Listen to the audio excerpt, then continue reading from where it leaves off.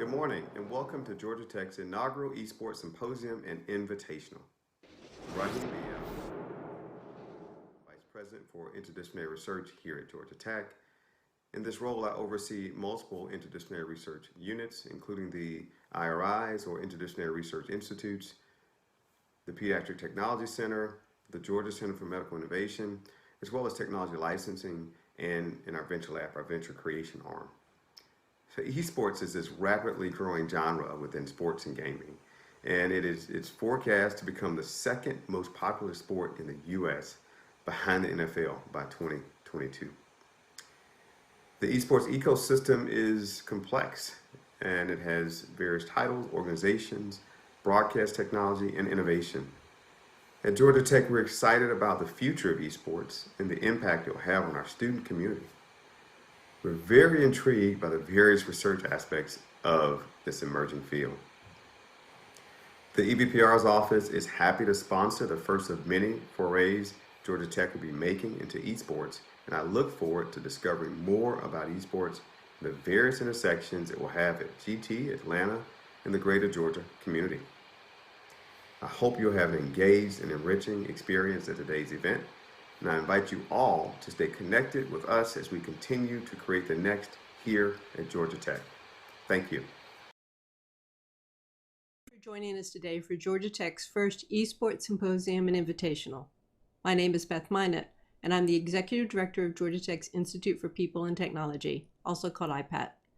IPAT brings together faculty and students from across the Georgia Tech campus to work on world-class research, to create exciting educational opportunities, and to bring together industry, government, and nonprofit partners to collaborate on shared projects that shape the future of human-centered systems, technologies, and environments.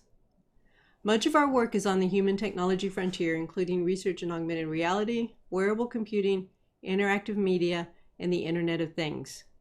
We are creating new applications and services to address wicked challenges in healthcare and smart cities, working to provide inclusive innovation across the board. Guided by this mission and vision, IPAT has founded in partnership with Georgia Tech Athletics the Gaming and Esports Applied Research Initiative, also called the GEAR Initiative, to further Georgia Tech's interest in the research for this new and emerging field of esports. So today we're excited to welcome you to get a closer look at the future of esports and the role of Georgia Tech and the Atlanta community working together to create and enact this future. We have an exciting agenda today. You'll hear from two panels discussing the future of esports and the role of universities working with industry partners to bring the future of esports to Atlanta, Georgia, and beyond. And we're also going to be featuring the first Georgia Tech's Invitational tournament with esport teams facing off in a Rocket League tournament later today. I'd like to thank Skillshot, a long-standing partner for IPAT, for producing today's events, as well as our partners on campus, Georgia Tech Athletics, and a call out to our Executive Vice President for Research for sponsoring this event, as well as other new research initiatives on campus. If you have any questions about today's event, please contact Shiva Jayaraman, who is our Director of Strategic and Partnerships at IPAT and a principal in the GEAR Initiative, and a special shout out to Shiva for making this happen today. And finally, while you may not be in the tournament competing for prizes, as a registrant and attendee at the symposium, you're eligible to win a brand new Oculus Quest 2 VR headset that Georgia Tech is giving away to one lucky attendee. So please stay tuned to the end of the show for details on this giveaway. We're thrilled to have you with us today. And with the holiday season approaching, let me be the first to wish you a joyous and safe holiday season and a Happy New Year. So to kick things off, our morning panel is being moderated by Laurie Levy, Research Director of GEAR here at Georgia Tech. Her panel will be discussing the current state of esports, its future, and the role that students can have on impacting it going forward. I hope you enjoy our half-day symposium of learning more about esports and Georgia Tech's and Atlanta's role in this new industry. Thank you. Good morning, everyone, and welcome to this first panel. Thank you, Beth, for that introduction. My name is Laura Levy. I'm going to be moderating this panel this morning on universities and the impact on the future of esports. I am Research Director of GEAR, which is the Gaming and Esports Applied Research Initiative that we have. And we're going to have this conversation about universities, collegiate drivers for the future of esports. I am joined by my three esteemed colleagues. I'll introduce Michael Brooks first. Michael Brooks is the Executive Director of the National Association of Collegiate Esports, also known as NACE. We have Lucas Bailey from just down the road at Georgia State. He is the Assistant Director of GSU Esports. And then Abhi Venkatesan, he is an undergraduate student at Georgia Tech and is also Vice President of the Georgia Tech Esports Student Organization.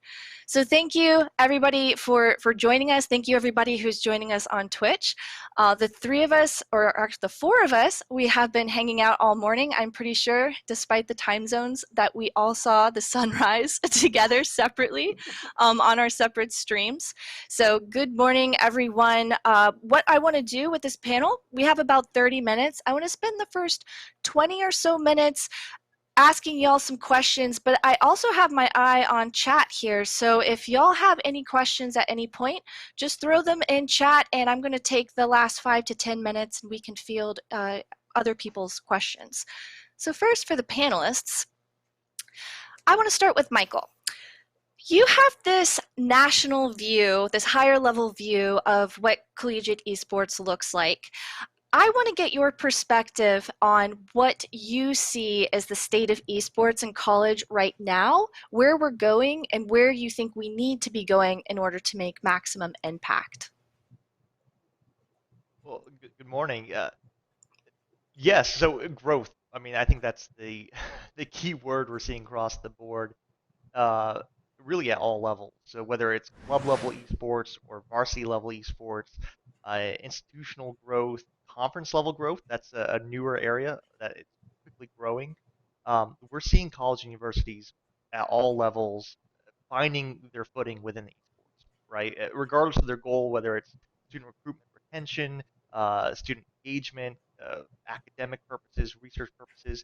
I mean, we're seeing advancement across the entire field. And I think this year's been unique, right? COVID-19, I know we've all talked about it, we're all living it, but it's had a dramatic impact on everything.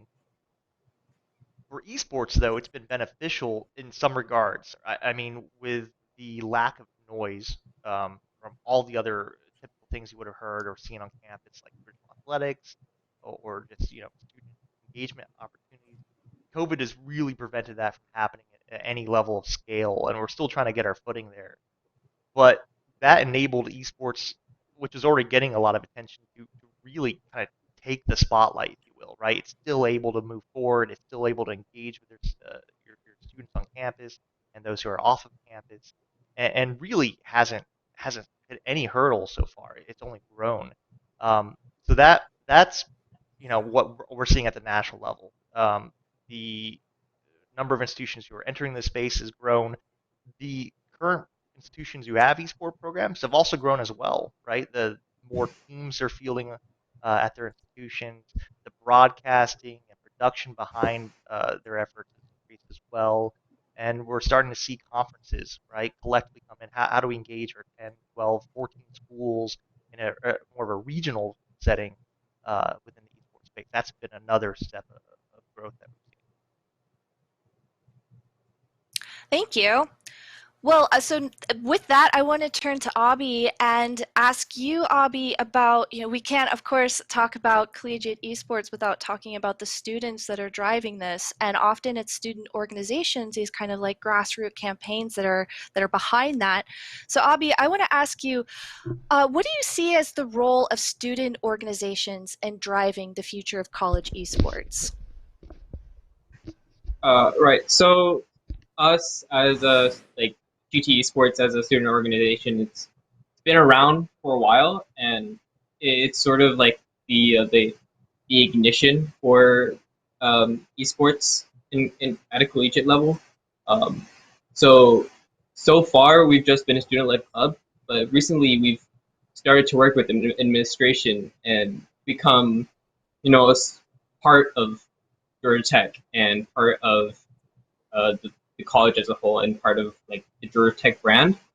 Um, and we're really looking forward to being part of, you know, the whole college as a whole. And it's really important for students to start this sort of club if it hasn't started already, because students are ultimately the people who are playing and the people who are like sort of fueling this whole economy, I guess, sort of whole industry.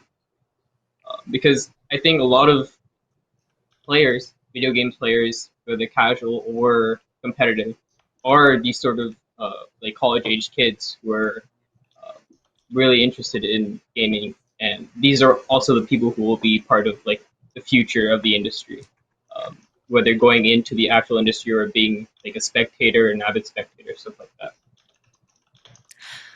That got me thinking, when was GT Esports founded? Um, a while ago, I don't know the exact date actually. Uh, A while ago can mean a lot it's in student it, terms. it's Like, been it's been over multiple people or more than 4 years for sure. Um, okay. so there's been multiple presidents who've all been working towards making this sort of thing, this club grow. And a lot of people have graduated, like presidents who've graduated and gone on to do like be a part of the industry and like be work in actual esports and sort of look back on esports and see, oh, like this is part of what I've made, and then now I'm actually part of esports. I didn't think I would be doing this as a job. I thought it was just like a hobby. But How many students are part of the organization currently? um, it's over 100. It's not including not including athletes. We probably have over 100 because there's so many casual players, Mm-hmm. people who just are sort of interested in video games, who just want to like have people to play with, um, just join the club and have participate in our events, uh, support our esports teams, just as spectators. So we have so many members that are just casual players, and also of course we have so many different teams, so many different games. So we have a lot of members.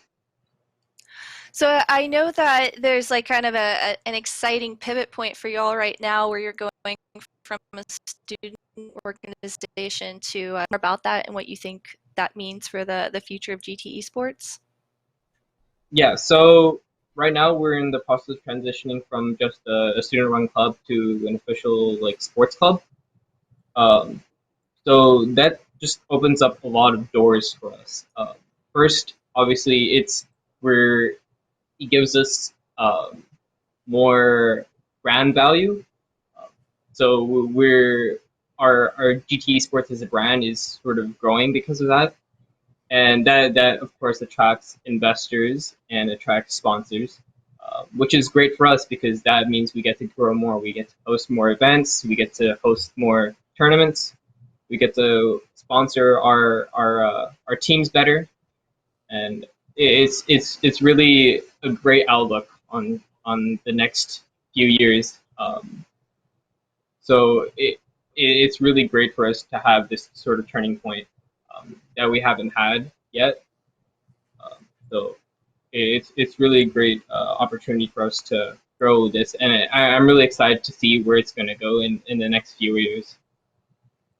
Yeah, I'm excited for y'all to do that too. So as a former college athlete, I was in sailing. And so with the club sports, you're going to be in there with what people would consider more traditional sports. And I think that's a really important reframing for what people think of as an athlete, because you know they're esports athletes and you're in there too with people who are playing, you know, club soccer and tennis and things like that. Lucas, I want to turn to you, our neighbor down the road in downtown Atlanta at Georgia State. You all had put a lot of effort in putting together a holistic esports program. So when we think about esports, we often immediately our brains go to the tournament and competition side, but Georgia State has a much more comprehensive picture of what that looks like with curriculum and other kind of programming. I want to ask you about your experience with that and the types of benefits that you see yourself reaping from all of that effort that y'all put in to creating that program. Sure, sure.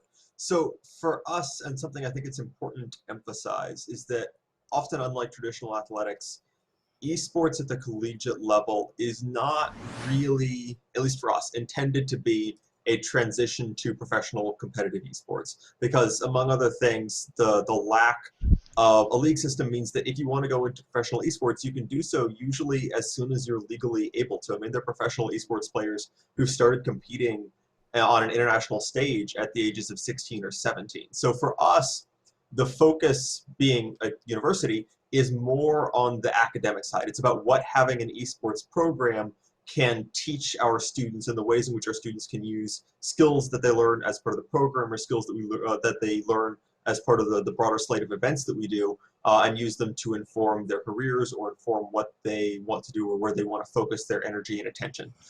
So we do have the competitive side. We do have competitive teams. A large part of the focus of our program is also on the events that we host, on the workshops, and even the classes that have come out of the esports program. For example, we now have an actual official esports class that's done in cooperation with the Georgia Film Academy and is taught by Todd Harris, who's one of the speakers later on today. And so the idea is that esports is a business and an industry that is growing dramatically. A lot of people want to get into it, but don't necessarily know how, don't necessarily know the pathway, because there hasn't been really a standardized pathway that's been set before. It's been typically amateurs getting into it by just becoming involved. And so our goal is to provide something that's a little more formalized, a little more structured, but still provides opportunities to actually do things in esports. So for example, one of the big ways we do that is we host a semesterly tournament called Pantherland that is effectively just a varsity esports competition. We host 8 different games. In our most recent one, we had 200 competitors from across the United States, even a couple from Canada. But what makes that significant for us is that it only has a very small staff preference. The vast majority of running Pantherland, including one entire stage of competition, is run by student volunteers. And we do that because it provides students an opportunity not just to see an esports competition, but to learn how to actually run it, to learn how to do the social media side, how to engage in the competitive side, the production side. So if they're interested at all in esports, not just as like a passion, but as something they actually want to go do, the way you get into that is by providing them with opportunities to experience how to produce esports events or do other things that are engaged in that side of esports. And that I think is sort of the core focus of our program, right? The competitive side is important, but we want students to engage in every aspect of esports. You set me up nicely for this other question that has my personal investment and interest in it. We think of esports, we immediately think to tournaments. The Rocket League tournament later this morning with multiple GT esports teams that are playing in that. But there's a lot more to this esports ecosystem. So in Gear, in our research initiative, and I saw a question fly by, so I'm going to try to hold that to the end too. We focus on things like STEM outreach. How do you get kids, K through 12 students, interested in developing STEM and STEAM skills through the motivator of esports? Abby was on a team in our vertically integrated projects class looking at player health and safety for esports athletes. So there's other stuff that happens in this ecosystem outside of just the pure competition. So this question is for any of y'all. Like, what are you excited about for the role of universities driving the future of esports that isn't just purely about the competitive tournament bracket aspects of it? Well, I could go I'll ahead, but I'd jump. basically just be repeating myself. Yeah, go ahead, Michael. Yeah, hopefully my mic is working a little bit better there. Sounds a lot Let me know better. if it isn't. Awesome. So we're seeing a lot more scholarship opportunities being offered to students beyond the purely competitive participants, the players, right? And it's hitting everything from team coordinators, team managers, shoutcasters, production team members. First off, the obvious benefit there is more opportunities to be successful in a collegiate setting for students who have an interest in esports, but are not maybe at the competitive skill level or the interest level, to compete and represent their school in that fashion. So the expansion of opportunities has been a huge, I think, success story, especially this academic year, with schools relying so much more on students and staff because of the remote nature of esports right now with COVID-19. It forced schools to reevaluate how they're running their programs and where they need the support to be successful. That's been the first and I think most obvious success story. Uh, Additionally, that I mean, we're seeing a lot more academic initiatives being driven across institutions in the United States and Canada, and it for me, I think it's mirroring what we see with sports management programs, right? The programming, the academic programming, the projects that those students in those programs are doing tied into their traditional athletic programs on campus. We're starting to see that development occur with esports, but not limited just to sports management. I mean, it's pulling in journalism, it's pulling in engineering, computer science, creative media, all these different departments, academic departments on campus who now actually have a vehicle to really test out what they're learning in the classroom and see it play out in the real world, with esports being the tool they're using to accomplish that, the vehicle that they're using to express those academic learnings, programming, real world implementation of what they're learning in the classroom. Thank you. Lucas, you're also on the task force for the Georgia Department of Education, right? So I Yes. think, let me ask this question that I saw pop up in chat, because I think probably all of us actually have some connection with this. Abby, maybe when you were in high school too, someone tried to lure you into developing STEM skills with game design or maybe even esports. So this question from chat is, what role do you see universities as playing an integral part in providing pathways for K through 12 students, especially those who are in high school? That's an interesting question. So obviously, and something that I think is already happening, the Georgia Department of Education Task Force was mentioned, is that universities are sort of providing a format for K to 12 to feed into, right? Because one of the reasons why I and why other people from tech were asked to be on the task force is because one of the main questions was, we know universities are already doing things related to esports. How can we set students up K to 12 for success on the university level, right? Like, what skills need to be provided? So in some ways, the universities are already, simply by engaging in the esports space, they're providing sort of a format for what K to 12 should look for in terms of what skills they want to provide for students or what else they can do. I also think universities can provide unique opportunities for engagement. One of the things we love for our own events is for high school students to come out. They can't compete, we're collegiate-only competitions, but we have an expo that is open to anyone when we do in-person events. And so I think universities, simply by existing and by being a space where high school students can come and engage, and in a way that's almost unique to esports, right? Because the level of engagement that's possible in esports with streaming and even in the event space is much higher than it is with traditional athletics. And so I think that universities can provide the format for K to 12 to look to, but they can also provide an opportunity to actually showcase what goes on at the university or the professional level to high school students in a way that they might not get in other areas in terms of access to professional production or professional equipment.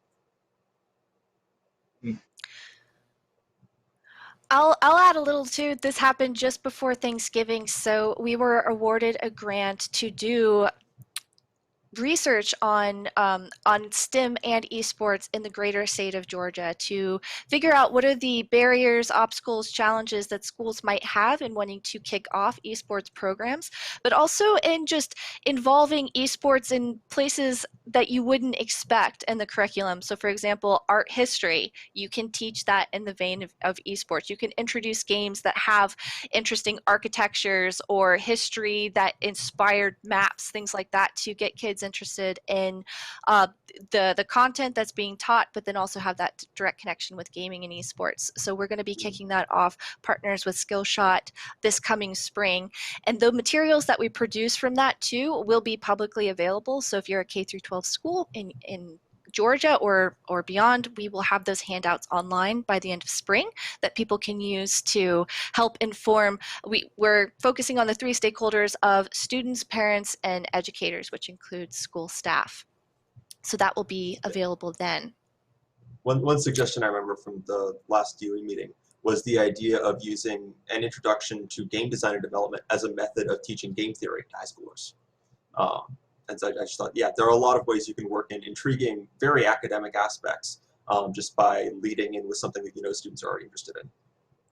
Yeah, absolutely. I mean, not that people are, well, I don't know this actually, but I don't think people are playing Assassin's Creed as an esport or in a competitive, maybe in a speed run type of way, but there is an education mode. And so that can be integrated, that can be plugged into things like history, art classes, science, technology types of classes. So that's an unexpected place that you can inject games into K through 12 education. So Abhi, I want to direct this chat question to you because I think it's a really interesting one and one that will be supported heavily by student esports organizations. So this person asks, without a stadium to play in, what can universities do to make esports events more of an activity that students can participate in to broaden the audience? What do you think about that? Right. So there's a few programs actually in some other universities that actually have an esports arena. So they have like all the PCs, all the chairs, all the TVs, the consoles, everything that just sort of facilitates any esports stuff or even just casual gaming. And that's something that we want to work towards as a program, the like GT Esports, and I want to see that sort of happen across, actually like be common across universities. So we do want to have some sort of stadium or esports arena that we can actually facilitate our tournaments when we are able to be in person, of course, and also have, of course, like casual events, you know, just like watch parties or just casual tournaments, like your Smash Bros. Just on the side, or just like party games, stuff like that.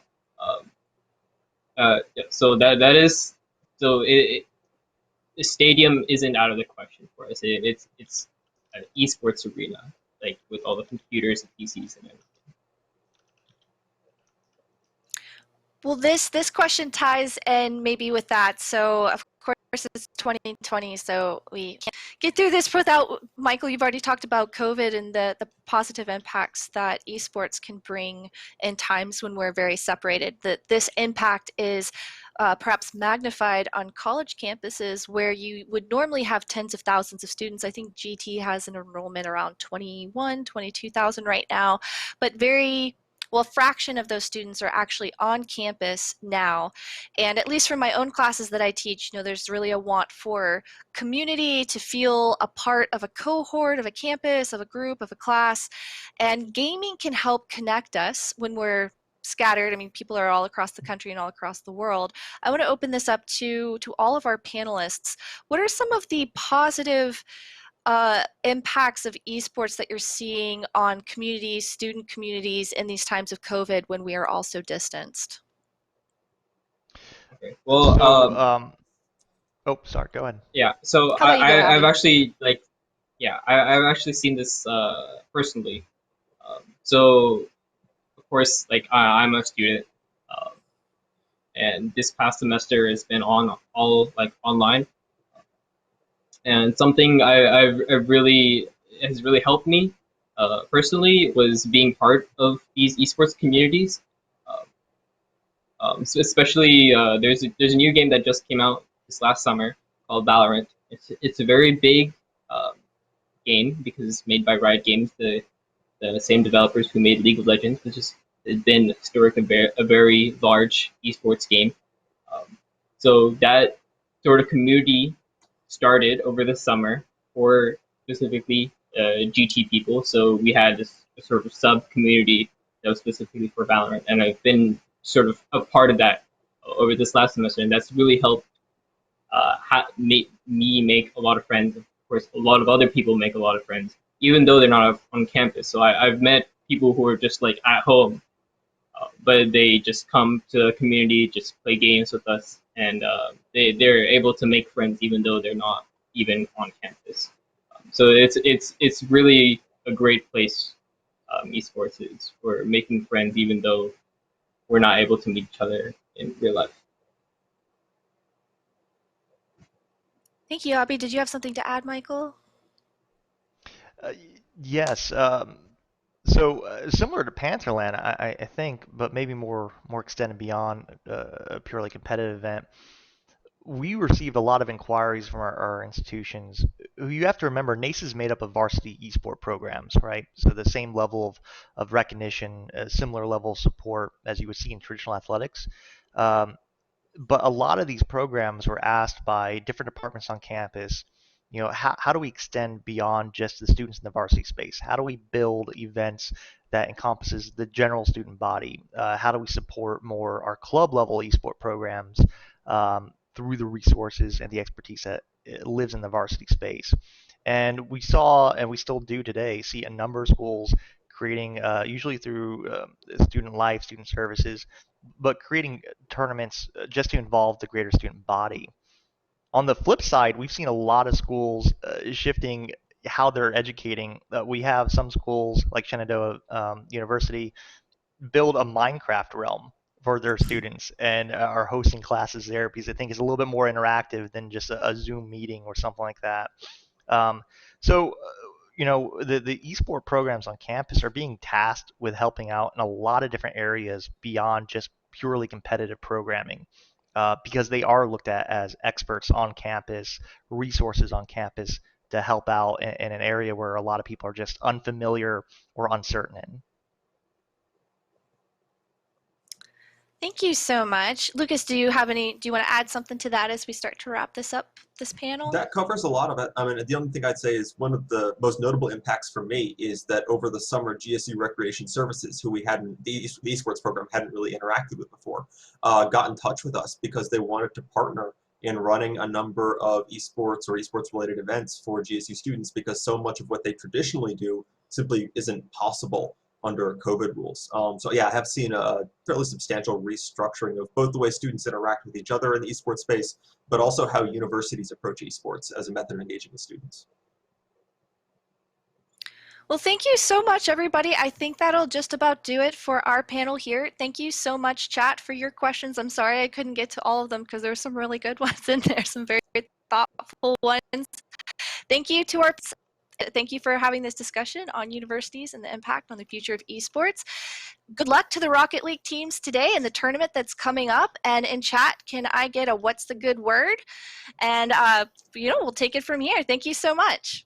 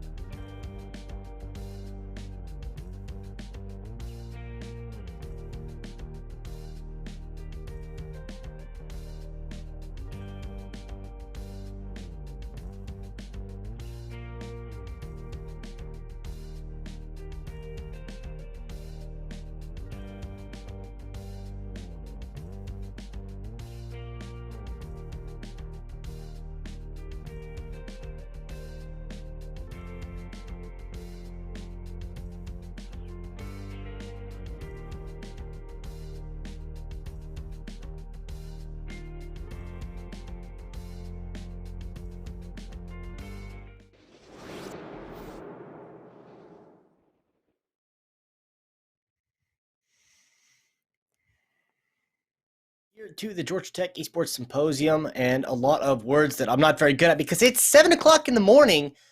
I should not be awake right now.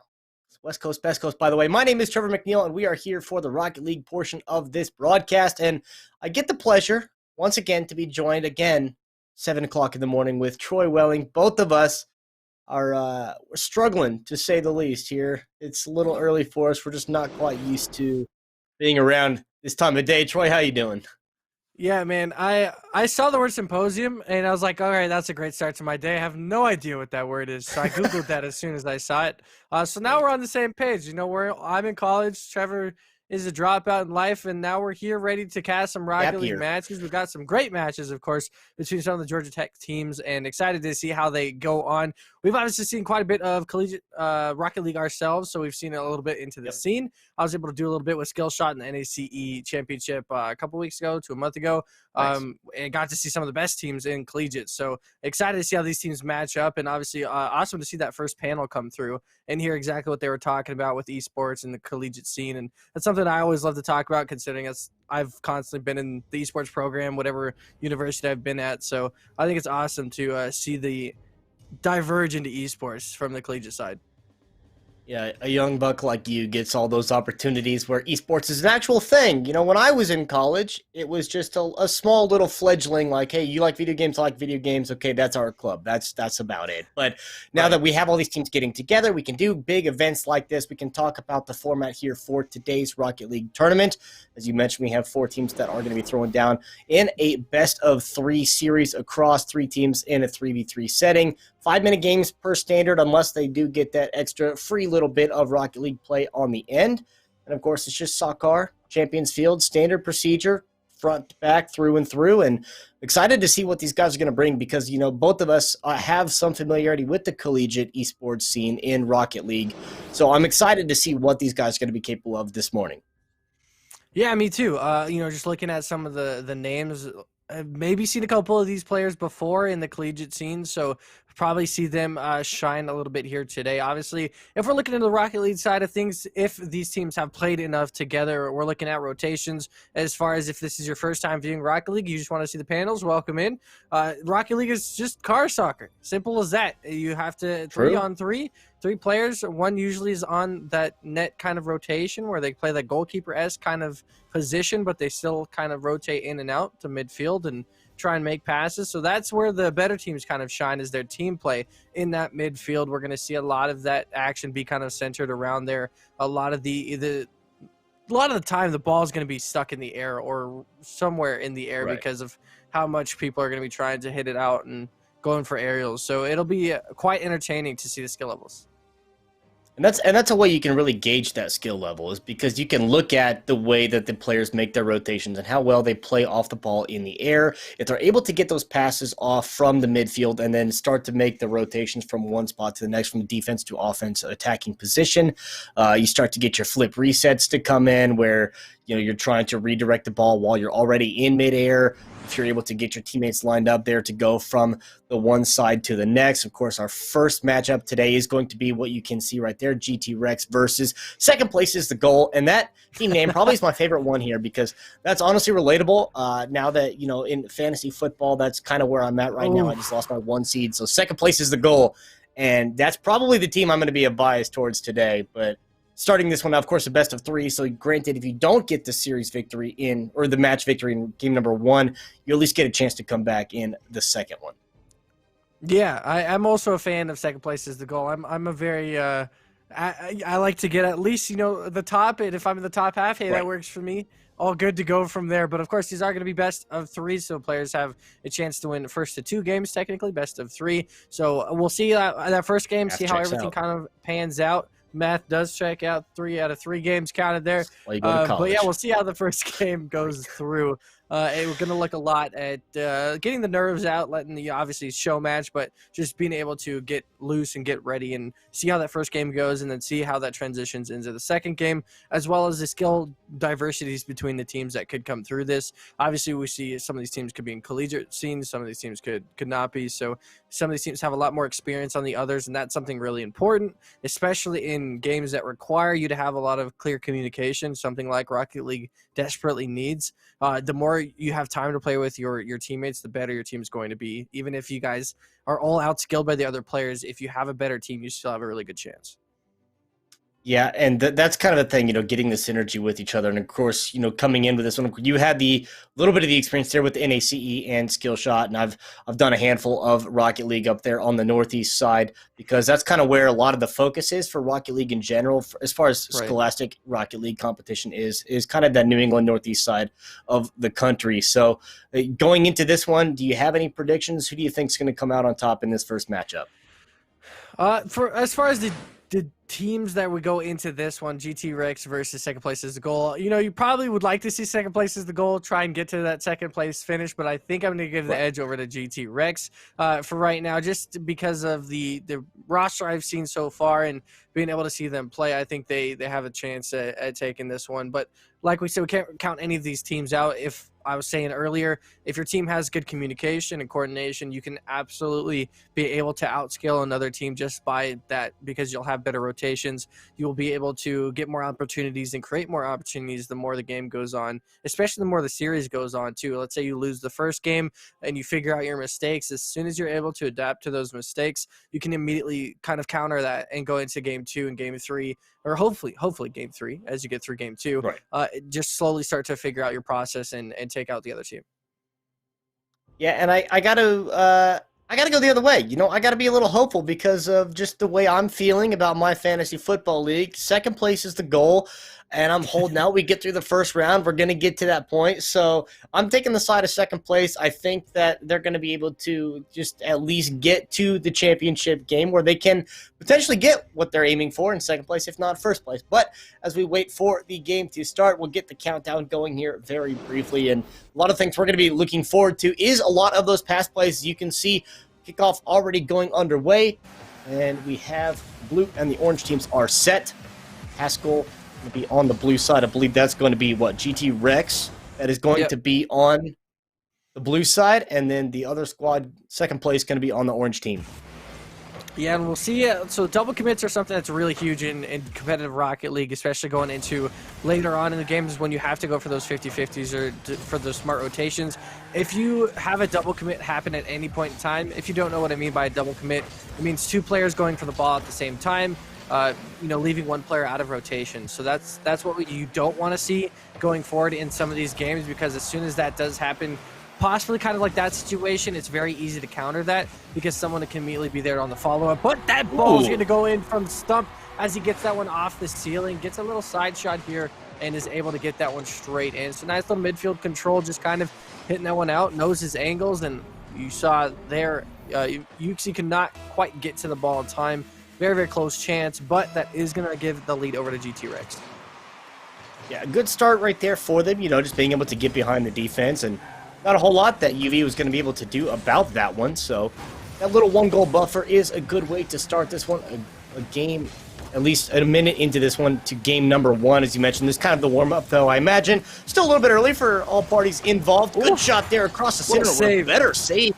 UV not letting it go through that time around.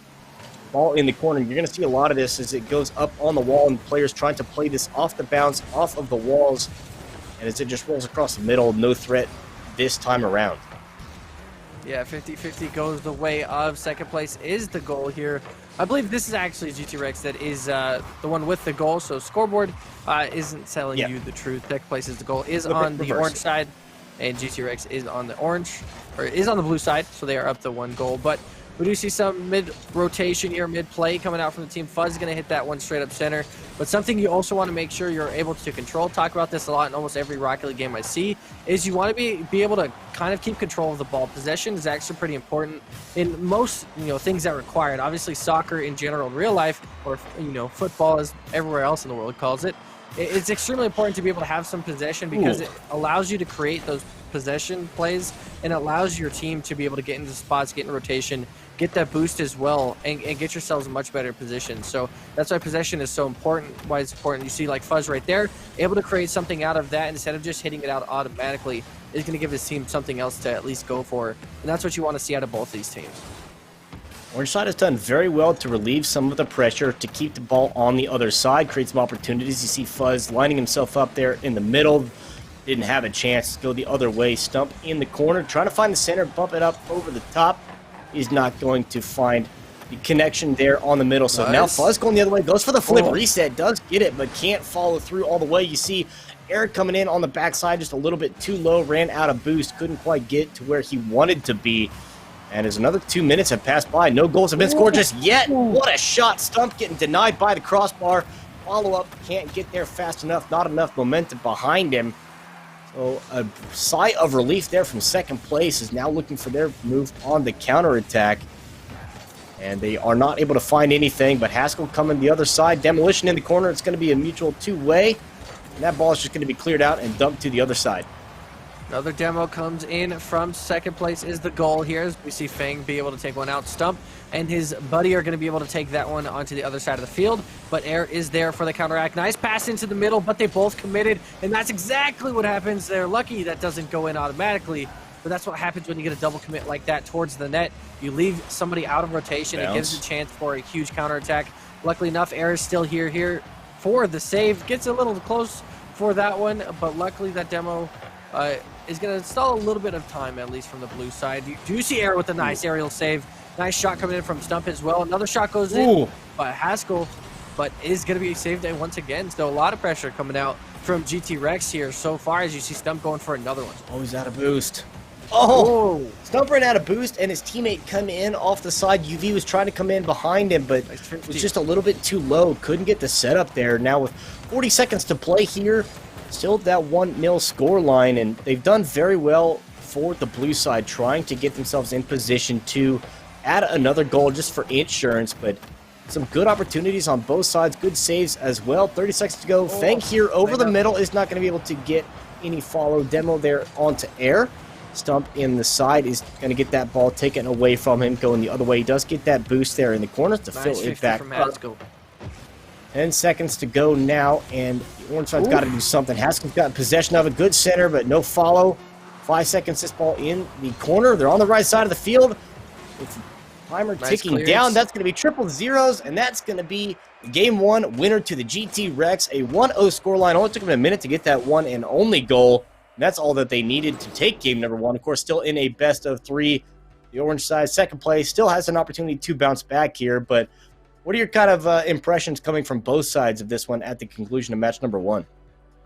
I would say it's always nice to see a low-scoring game because both sides are playing correctly, or their rotations are good enough to be able to make the countless number of saves. But in that game specifically, obviously GT Rex only won 1-0, but I think they had 9-10 shots in that game, and so they were constantly applying a lot of pressure throughout that one, and it was leaving second place is the goal in kind of tough situations where they couldn't really go on the attack. If they went for a double commit, they'd immediately get punished. And luckily enough, the couple times they did double commit, nothing went in, thankfully, but it did get extremely close. Air was usually there for the kind of save. But other than that, I think the game could still easily go either way going into game number two and possibly game number three, considering obviously a 1-0 score if that first goal doesn't happen. If somebody goes or someone is there on the rotation off the backboard, it's once they saw that the player was on the side of the field, then it could have been a totally different game, could have gone to overtime, completely different. So I think it's still very close. It's really nice. I didn't see a whole lot of mistakes from either side. Double commits are obviously one of the main things, and looking forward in game number two, game number three, boost starving the other teams, also extremely important. Get to see a little bit more of that demo game coming into game number two as well. Yeah, and they both had some pretty good plays there, especially on the side of GT Rex where they had the setups, they had the opportunities to play the ball off the wall. So the thing that a lot of players will try to do on their finishes, at least, is all going all the way down here. GT Rex, again, on the blue side, is just going to stop this one. Stump going to clear this out all the way down the other side. And a hard commit there from the other way, but Stump can't get there in time, as this ball is going to be at least deterred for now. Fang credit with the shot on, but that's just going to be bouncing across the front of the goal here. And now GT Rex, with this 1-0 advantage in this series, are able to at least play a little more aggressive if they want. Starting this game out already with a lot of possession, a lot of pressure on. They've done very well so far just to keep second place off of this side of the field here, but UV is trying to at least come up with some sort of answer. As well as Fuzz with the shot going a little bit wide, but a good opportunity he had. Yeah, really good demo coming out from second place is right there. Gave a little bit of time for them to rotate back. This is where you need to see them kind of recuperate. You need to see Fuzz go for this one, in which he does.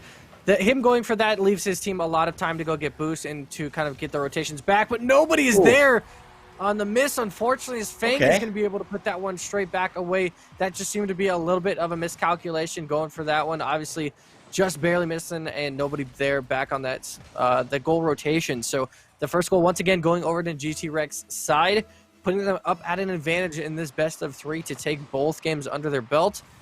We need to see, obviously, second place at the goal didn't have a whole lot of offensive pressure in the first game. So if they want to make a comeback in this one, they're going to have to score 2. Obviously, 1 to get that into overtime, but ideally they'd like to just get this one going into the third game. Yeah, and they had a lot of really good defensive stands where they were able to stop the offense from GT Rexman, only giving up the 1 goal at about the same time point there in the last game. Nice little chip over the top, a little bit wide of the upper 90. A sigh of relief. Haskell was in position had he needed to be there. There's a couple demolitions coming across and very physical gameplay from both of these teams. We are coming up on the 3-minute mark now. Ball going to be bouncing to the other side. Fang in possession of this. Played off the wall. See if he's going to have Stump coming in. You see him coming from the midfield, but not going to commit to that. Ball not up in the air, not in position that they were wanting. Haskell is going to stop this to come back from the other way. Leave it up in the air for Stump to take. As this ball bounces back around again, finds it on this side of the field, and just not quite the positioning they want. Dangerous bounce there. Fang able to put it up over the top. Haskell's going to come in, and he's going to get the finish. A great setup, a great capitalization, a great 1-2 communication there from GT Rex. Wow. What a shot coming in from Haskell to be able to get that off the backboard. Fantastic couple of plays there coming out from GT Rex to lead up into that shot. A ridiculous goal coming in, and that is almost scary as we see a kickoff goal commence potentially there for GT Rex. Luckily enough, saved away by air. Nice little center coming out from Stump. Someone is there as well. That's Haskell back again. Stump with a fantastic center. Fang with that kind of second assist here. And Stump with a perfect pass right into Haskell, who just drops that one right back in the net. GT Rex, this is kind of what I expected from the first game, considering how many shots they had. Second place is the goal. Is looking to be a little bit down here, and you can definitely see GT Rex has a lot of momentum under their belt now, which is going to lead to a lot more confidence in their play. At the halfway point, a 3-goal lead, already 1 game to their name, as they are just kind of toying with the defense here. They had a couple great setups, and that is exactly what you want to see an offense do. Being able to play it off the backboard is the easiest and most efficient goal you're ever going to get, as well as just a perfect center, and Haskell able to capitalize on that one. Going to stop this ball from going his way towards the net, as they are looking to continue to add on to this one. Ball just going to be sitting over the middle. See only Stump is going to be up there on the top. Good little chip there, but not able to get that one on target. Had an opportunity, but second place just going a little wide once again, and that's kind of the story of their offense. Drops it. They've just gone a little wide every single time. Haskell, though, is not going wide. He's going straight in. That's going to be the 4th goal for GT Rex, and they are in commanding control. What a play coming out from Haskell, doing it with a little air dribble and faking in the air. Able to drop that and carry it and dribble it right past UV there in the net. A sick little hat trick coming out right there from the likes of GT Rex, and obviously going over towards Haskell there. And make that a 5th in the game as Stump is able to slot one away. Everybody getting into this action in game number 2. A complete defensive shutdown, looks like, on the side of second place is the goal after having a really strong performance in game number 1. And obviously, a lot of shots still came in game number 1, but they were able to stop most of them and at least get a lot of saves or stop the pressure from going in. But that momentum definitely started kicking in here around that 2nd or 3rd goal mark, especially for Haskell, who seems to be just dropping everything that comes into him. Yeah, looking for every shot, every opportunity that he can. Going to be losing that 50-50 as it goes the other way. Stump is going to push it to the side here, so no threat of a play off the backboard. Is when we have seen GT Rex defense, they have done very well to at least make sure that the ball gets cleared out very quickly, and then they transition very efficiently into an attack on the other side, but so far not having any worries at all as they once again Stump from the midfield coming in, get the strike, and the 6-0 lead.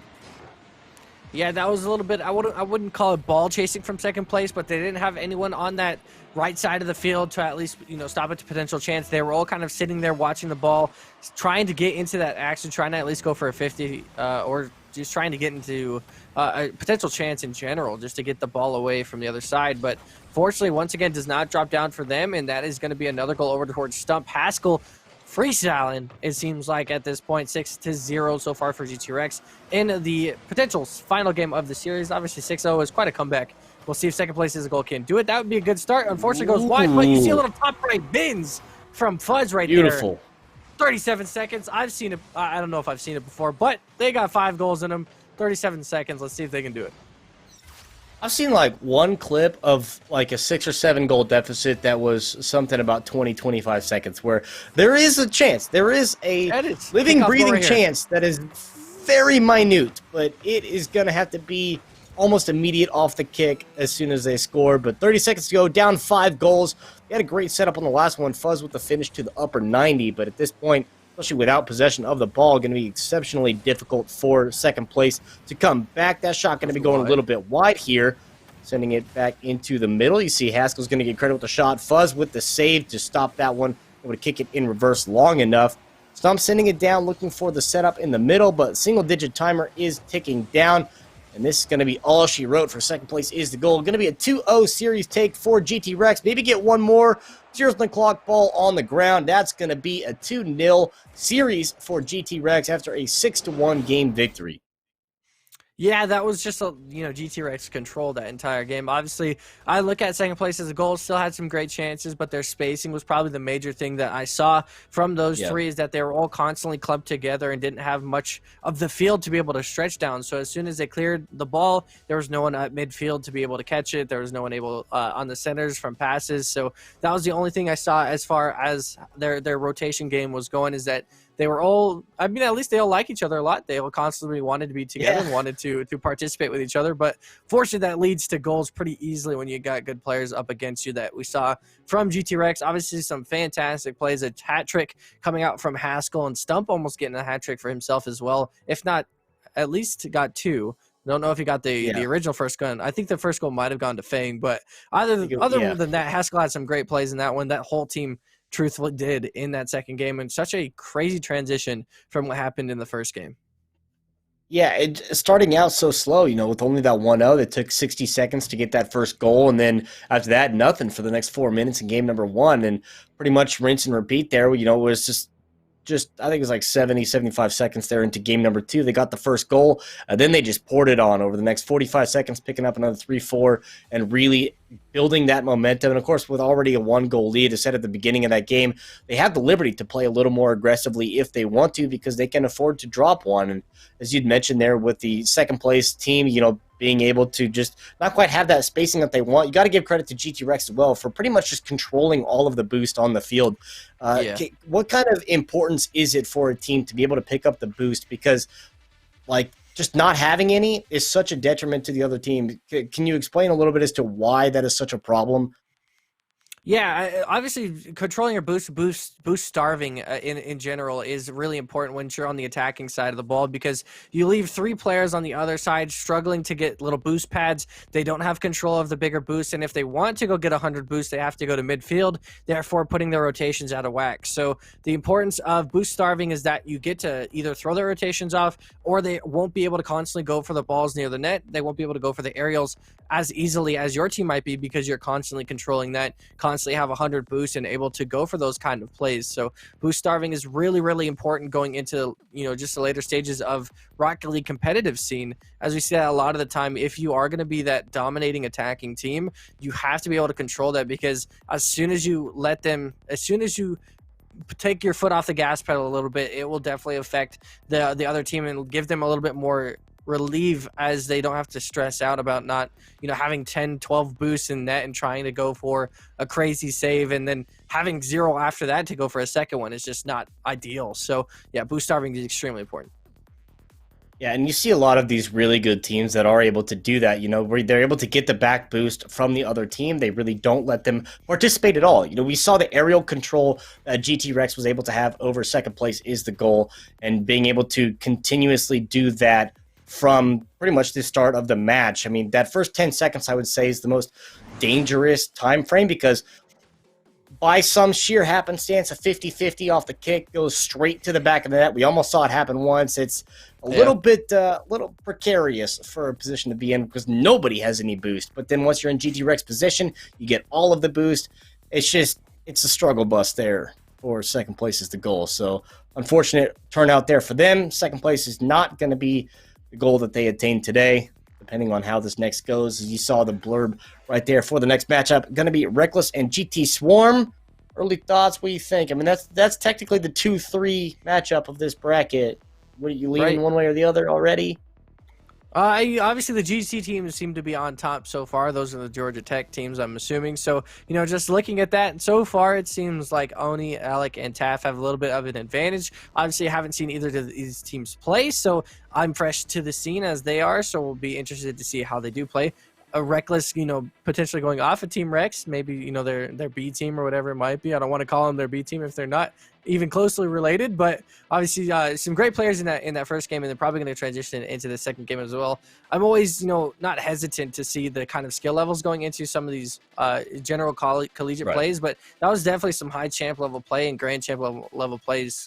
You didn't really see too many mistakes from either team, and like I said, the only issues I really saw with second place is that their rotations were too close together, didn't really have much of the field to spread, and GT Rex couldn't really find many spots to nitpick, especially after that second game scoring 6 goals. So just constantly saw some good plays out of them. And I'm assuming, that's just one of those things I was saying, the communication and coordination that you have. It's clear that team was well put together because you constantly saw them setting up for each other. We saw Stump with a great pass into Haskell twice in that game, being able to set him up in that midfield. And that's exactly what good teams are able to do. They're able to pinpoint each other's location. They're able to call out where they're going and be able to set up something like that. And that's something we saw a couple of times in that second game.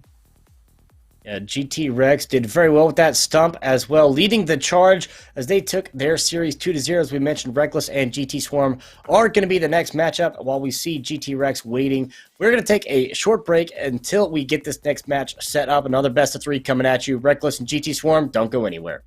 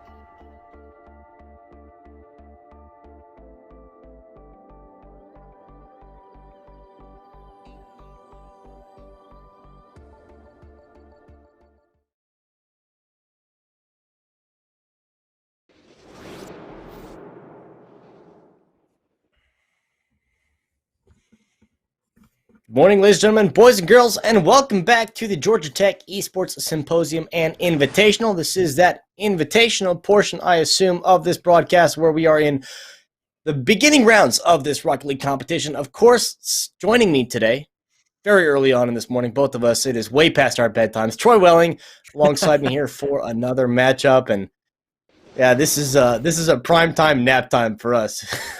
No kidding. This is primetime bedtime at 7 in the morning for us too. Yep. As we are ready. Everyone starts their day. This is where we end our day. But excited to be with you guys, of course, for 2 more best of 3s as we see GT Swarm and then Reckless going to be going at it against each other. Seeing scripts in chat, talking a little bit back and forth, being able to trash talk a little bit. These are the team matchups. As far as Reckless goes, you have scripts, Will Bakespear, I'm a Jin, or Imagine, not I'm a Jin. And then for GT Swarm, you have Oni, Alec, and Taff. So some nice simple names over there at GT Swarm. Usually it's those people you got to be scared of. The people that have those simple names, Right. They just absolutely go carefree and they will destroy you. So we'll see if Swarm can be able to copy their same GT teammates there on GT Rex in that first best of 3. A much dominating performance in that second game, less so in the first, but still being able to put on quite a strong performance.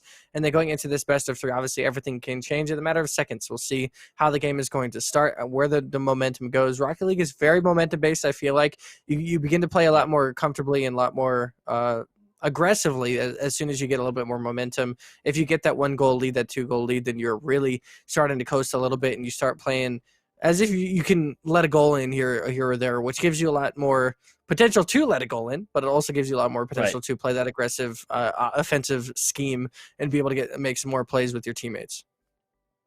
And, that's kind of, why they call that 2-goal lead is realistically, regardless of what it is, the most dangerous lead, whether it be soccer, Rocket League, no matter, because you start to get a little complacent, get a little comfortable, maybe do something a little more aggressive than normally you would in gameplay. But we are underway here in game number 1 of our second side of the bracket, as we mentioned. Ooh, GT nice Swarm pass. and Reckless facing off in this one, and already starting out 9 seconds in, Oni is going to get the first goal. Alec with the assist, and that did not take long at all. Yeah, the team play is already kicking in. Extremely close save almost there from Reckless as they almost got to it. Once again, GT Swarm is going to be on the orange side, Reckless on the blue. As we see it, that first goal is going to go to the likes of GT Swarm. That was already a great passing play coming out for that team. Unfortunately, a little bit missed there coming off the backboard. Let's the scripts to be a little bit scared there on towards goal. You see that shot going in from Taff from the side. Okay. A little bit of miscommunication, and the 50-50 is going the way of GT Swarm here. Able to just get it over the top and favorable off the upright to bounce it in. So now a 2-goal lead just under 30 seconds in. And as we mentioned, that first 10 seconds off the kickoff, we saw the first goal scored off of that when no one has any boost. And now looking to see if they can add a third one on very early on. Got the flip reset, but wasn't able to do anything beyond that. Now defense trying to rotate back around, not let that one go the distance. Passing play here. Keeping the ball on the side. Good setup over the middle. No follow yet, but they are just threatening time and time again. And bringing around the rosy. Alec, tired of the assist, going to get a goal for himself. Now a 3-0 lead. He pre-jumped that one and was still able to make a comeback onto that shot. What a shot coming out from Alec right there to be able to put on a third one for GT Swarm as we see them dominating so far in the first 45 seconds. The play coming out quite strong from these 3, and this is looking like an even scarier team than the other GT team, which, putting it up into retrospect, seeing those 2 in the final could be insane, the 2 GT teams, as Georgia Tech represented so far. We see a potential passing play created. Taff going to try and take that one away from his teammates. A couple of double commits right there coming out from Reckless. Going to leave them a little bit open, but that leaves the net open. Ooh. Likely that doesn't go in, but extremely close. A little bit saved there by the game. Couple opportunities there, but just rolled it up the upright. And someone with the 200 IQ in the chat had mentioned earlier that this is the big brain play. As Oni adds another one on. The big brain play that no matter what, Georgia Tech is going to win this tournament. It's true. That is a very, very smart point. No matter what, Georgia Tech on top. That's what you gotta think about. If you go to Georgia Tech, you're a winner at the end of today. But so far, Reckless not being a winner as we see them down 4-0 in the first minute and 30 seconds. Almost every attacking chance from GT Swarm has gone in, if not been extremely close. As we see the plays, look, they're just setting each other up at every point in the game. See Tap go for a double touch and a double touching in, as that is the 5th goal scored. And they're literally just there for each other at every single point in the game so far. The passing does not stop on the side of GT Swarm. And following that one all the way in, I mean, the double touch, typically you'll see it bounce off above the backboard and played off of that, but he had enough boost, enough momentum to play it off the side, followed up close behind, and Oni trying to add another one on. Already a commanding lead here, a minute and a half into this game. Imagine looking to find an answer, but 1-on-3 is not going to be able to get past that one. See, it's something I starting wanted to go to the point other out way. right there is the spacing from GT Swarm was really, really good. You saw one person with the ball pushing up towards mid, immediately to his right took the boost on the side was his teammate, and one straight to the left. Oh, no. A really, really impressive play coming out from GT Swarm. Kind of shows you how they lead up to their attacking prowess so far, and you see a nice little save there. Alec getting a little closer than expected, and good put back. double commit in net. Gonna get saved at least, but still danger coming towards net. No one there for the save, but late. Once again, Alec going to be there, and now Oni is going to drive this one close to in, goes wide to the right. Script's going to recover that one potentially, goes right past him. His teammate's going to be able to find that. I say that, but goes a little bit wide for him as well. Oni going to go for a double touch here. Really awkward bounce from the side as it goes, looks like it pinched off the top of the wall, and Alec gets saved by his teammate Oni back there as he was just doing some freestyle pre-jump. As we see Taff with a pass from Oni, almost getting that one in, goes a little bit wide. Constant plays back and forth, and this kind of pressure is extremely hard to manage. Like we're talking about in the first best of 3, that boost starve is real right now. You're going to see Oni and his teammates constantly taking these corner boosts and just constantly controlling the boost and keep putting on shots towards net, and it's going to put Reckless in an even worse spot going throughout this game. Yeah, looking to see what they're going to be able to do here in the last 90 seconds. Ball going to be played off. Alec can't get this as he's upside down. Does get that back boost, though. And talk about that boost starvation. Those are the resources that the defending team really would like to get, but just can't get out from in front of the net. So they find themselves, unfortunately, in these positions time and time again. Now down 5 goals here. Ball still threatening on this side. Shot credited there to Oni, but is going to be sent back the other way. Imagine going to try to push this one into the corner. See what they can do. Alec going for the demo there, smart. I like the comments in chat that Scripps said they lasted a whole 9 seconds. Then after that, well, they went another few minutes here, only giving up those 5 goals. And as you mentioned, had good back and forth pressure here, but under a minute to go. This is not looking good for game number 1 for Reckless, but of course, best of 3, at least you get a little bounce back opportunity in game number 2, but this is just dangerous. Yeah, Alec just literally freestyling at this point. I'm pretty sure I haven't seen him actually go for a realistic shot in the last 2.5 minutes. We're going to see Taft centering here with a perfect center. Nobody on his team there for that, as you do see Alec here in the corner. Missed the boost. Is going to be able to get that boost, at least hit this off the backboard and continue to follow it as well with that double touch. Alec really, really insane car control. Goes a little bit too far for the pass to Taft there in the midfield. Or sorry, to Oni there in the midfield. But Taft going to be there on the second rotation, try and get that one in. Scripps with a chance here on net. Goes right past one. Does go too far up, though, for the double touch. Imagine you're going to try and get that one back down, drop it in. Can they get the scoreless, the shutout away? Doesn't look like it. They do win the 50-50 at least. On the air. This is for pride now. You want to at least score once. Imagine pride just went away with that aerial and a 5-0 game.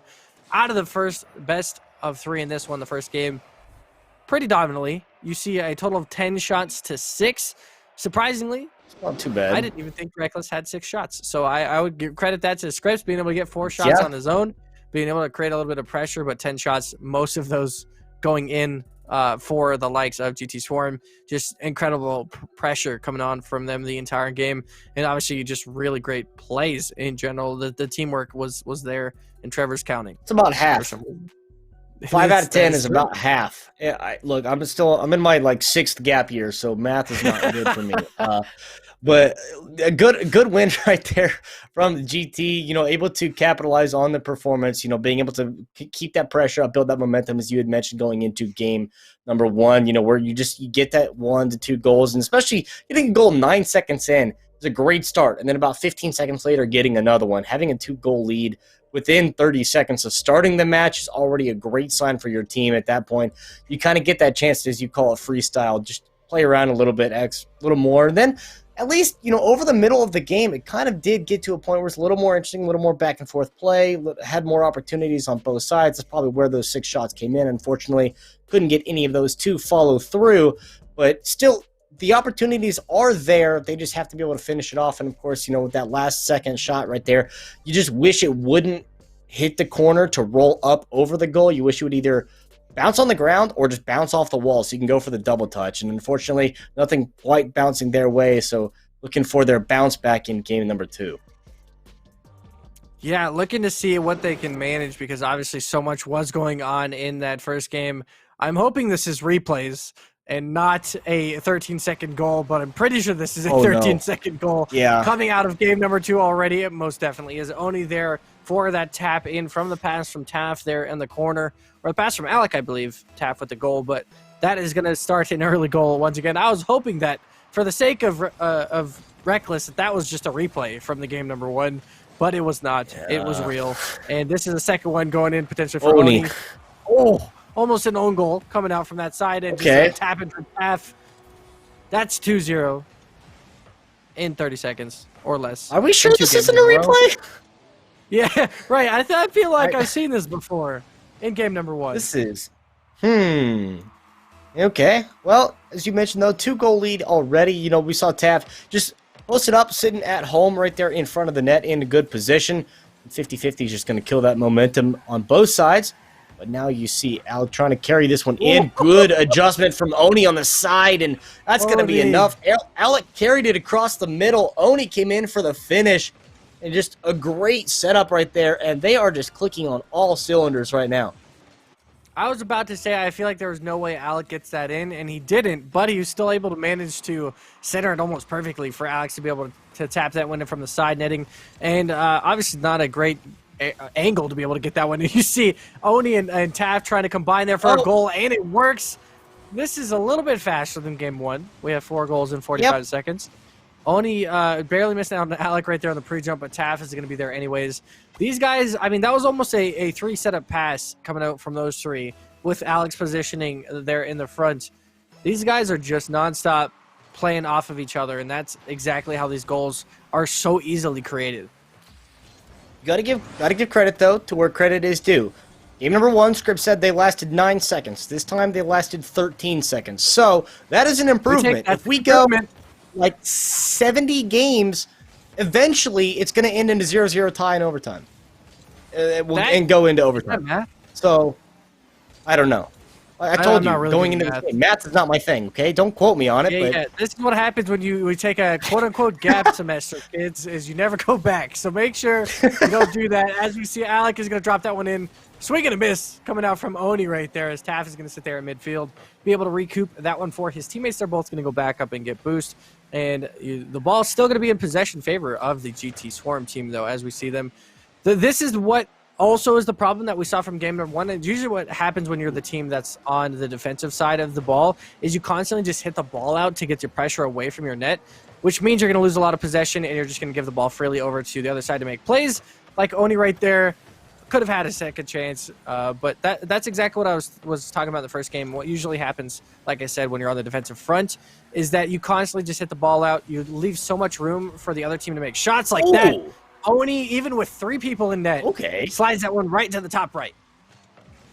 Just playing it off the wall to himself. Great adjustment in the air. That's just great control. And even if he wasn't going to be there, they had the teammate on top that could have been in position to spike that down and make sure that it was going in. Now a 5-0 lead here, just 2 minutes into the game. Already looking for another one. Only going to try the double touch off the kick, but he's not going to get that one, as fortunately couldn't follow up quick enough.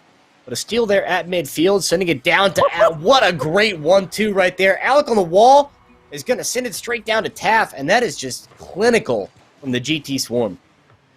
I mean, that's just nasty. Alec with a drop pass to Taff right there, just dropping it directly on the front of his car. Cannot miss that one. That is a deer in the headlights. If you miss that, you missed the goal. At least that's good. The deer's alive, but another goal once again goes towards the favor of GT Swarm.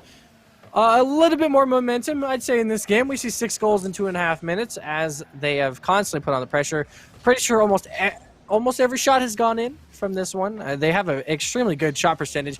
Oni going to do some freestyle. Doesn't get it. Nice save coming out, at least from the blue side. But Oni once again comes back for the tap in anyways. He said, I'm not done. Give me more. I'm ready. And came straight back. Got the boost and took a quick U-turn and said, detour road ahead. I'm going in. Roadwork ahead. I sure hope it does. Oni, another one for himself, and this is going to be great for them to be moving into this one. Both these teams, building up the momentum in the game number 2. Obviously, the teams that are currently looking to be the 2 teams that move into the finals, both GT Swarm and GT Rex. But game number 2, building up a lot of momentum for them, setting up for a phenomenal final. But Oni is not slowing down yet. 5 goals now mercy for rule? Oni. And I at this point, I'm sure that Reckless probably going to be calling Uncle here soon. This is the 8-0 so far in 3 minutes. This is just one of those games where you just are praying to get over. Oh, everyone with the fakes. As we see all 5 players from both sides. Taff over to Oni. Oh, no, to Alec. I don't even know how they made that play. Honestly, it just looked like all 3 of them were trolling, and then Alec came off the top of the scoreboard, and I actually thought that Taff dropped that in, but Alec was still there on the drop. Scripps talking about how they all had the same idea of all 5 of them faking the kickoff, and then eventually one of them went for it. But an insane shot coming out from Alec from the top of the field, being able to drop that one down. Alec, they're just going for pre-jumps now. They're just seeing passing plays and seeing if they work. And to be fair, when you have a 9-goal cushion, I think you can let a little bit of that slide. I think you got some time to freestyle. Taff, you're going to see doing just that. No boost spawn for him, so he's just going to have to center that. But a perfect center nonetheless. Drops straight down to Oni. Now this is a mercy rule. Usually 10-0 in most Little League games. They're like, all right, let's go home. Pack it up. Get the snacks. It's time. That's the best part. If you could get, if I back in my Little League days, I could get 10-0'd and I would still having snacks at the end of the game. I'd still be pretty happy. I'm not gonna lie. You get some nice chips, maybe a drink. Capri Sun back in the day. Yeah. Oh, yeah. That's what it's all about. Ooh. You might have lost morally, but I think ethically you win. But with 10-0 here, last 90 seconds of game number 2, GT Swarm all but punched their ticket into the final best of 3 in this tournament, where they'll face off against the other GT team. So either way, GT is going to come out on top at the end of this day. Unsurprisingly but the way that the Swarm... I just want to say that GT Swarm did qualify for CRL through the wild card, so this is nice. To be expected, I guess. Understandably. Yeah, understandably so. From what we've seen so far, their plays have been quite insane, and if we're going to see them be able to take the likes of like Akron, who we saw in the NACE Championships, they've definitely got to keep this up and be able to keep that kind of momentum, because Akron obviously going almost undefeated through the Collegiate Series, also almost undefeated through the NACE Championship. They're an extremely strong team, and showing the GT Swarm, though, looking really, really strong. So excited to see how they do in the CRL. You're seeing the demos going in, the BM coming out from Oni. It is 11-0. You get away from the other team. Do your freestyle. Do whatever. Just do not demo. That is disrespectful. My favorite part that I was able to see about a minute ago, take note of, the fact that Reckless had a triple commit the other way, and with the 2 of them on the Swarm on defense, Alec was sitting above the goal on the other side of the field, just by himself. There was nobody over there. He's just cherry-picking at that point. But it's just, like, you have no business being down there when Reckless is triple committed, but they still can't get it. 15 seconds to go. 11 goals to 0 at this point. It's looking for just the first. Here, try to have another one off bounds. See if you can. Not going to get that. Maybe one of his teammates going to follow up there, but with the reset, they're going to send it the other way. That ball's not going to roll fast enough, far enough. That is going to be an 11-0 victory, a 2-0 series victory there for the Swarm. They are going to be moving on to the finals. Hey, sometimes you face a CRL team, and it's one of the best collegiate teams in the country, and sometimes Happens. it might look like that a little bit every now and then. So I obviously can't fret for Reckless. It's still a performance for them. Obviously, a great performance coming out from GT Swarm, but that's to be expected. A very, very good team showing up today, and you saw the kind of communication coordination that we saw from the first best of 3. That's the exact communication you need. You being able, and I was talking about this around their 3rd or 4th goal. It's been, there was a lot in that game, but when they spaced out perfectly, and where they had the one player with the ball dribbling straight to the center, they had one to the right take the boost, one to the left try and close off the angle on another player. So that kind of spacing just shows you the awareness of that team and being able to kind of close the gaps on some of the players, and obviously go for the demo play if possible. One of those players coming in from the sides, being able to help the player with the ball. It shows a lot of prowess on that team and being able to communicate pretty strongly with each other and know the locations of one another.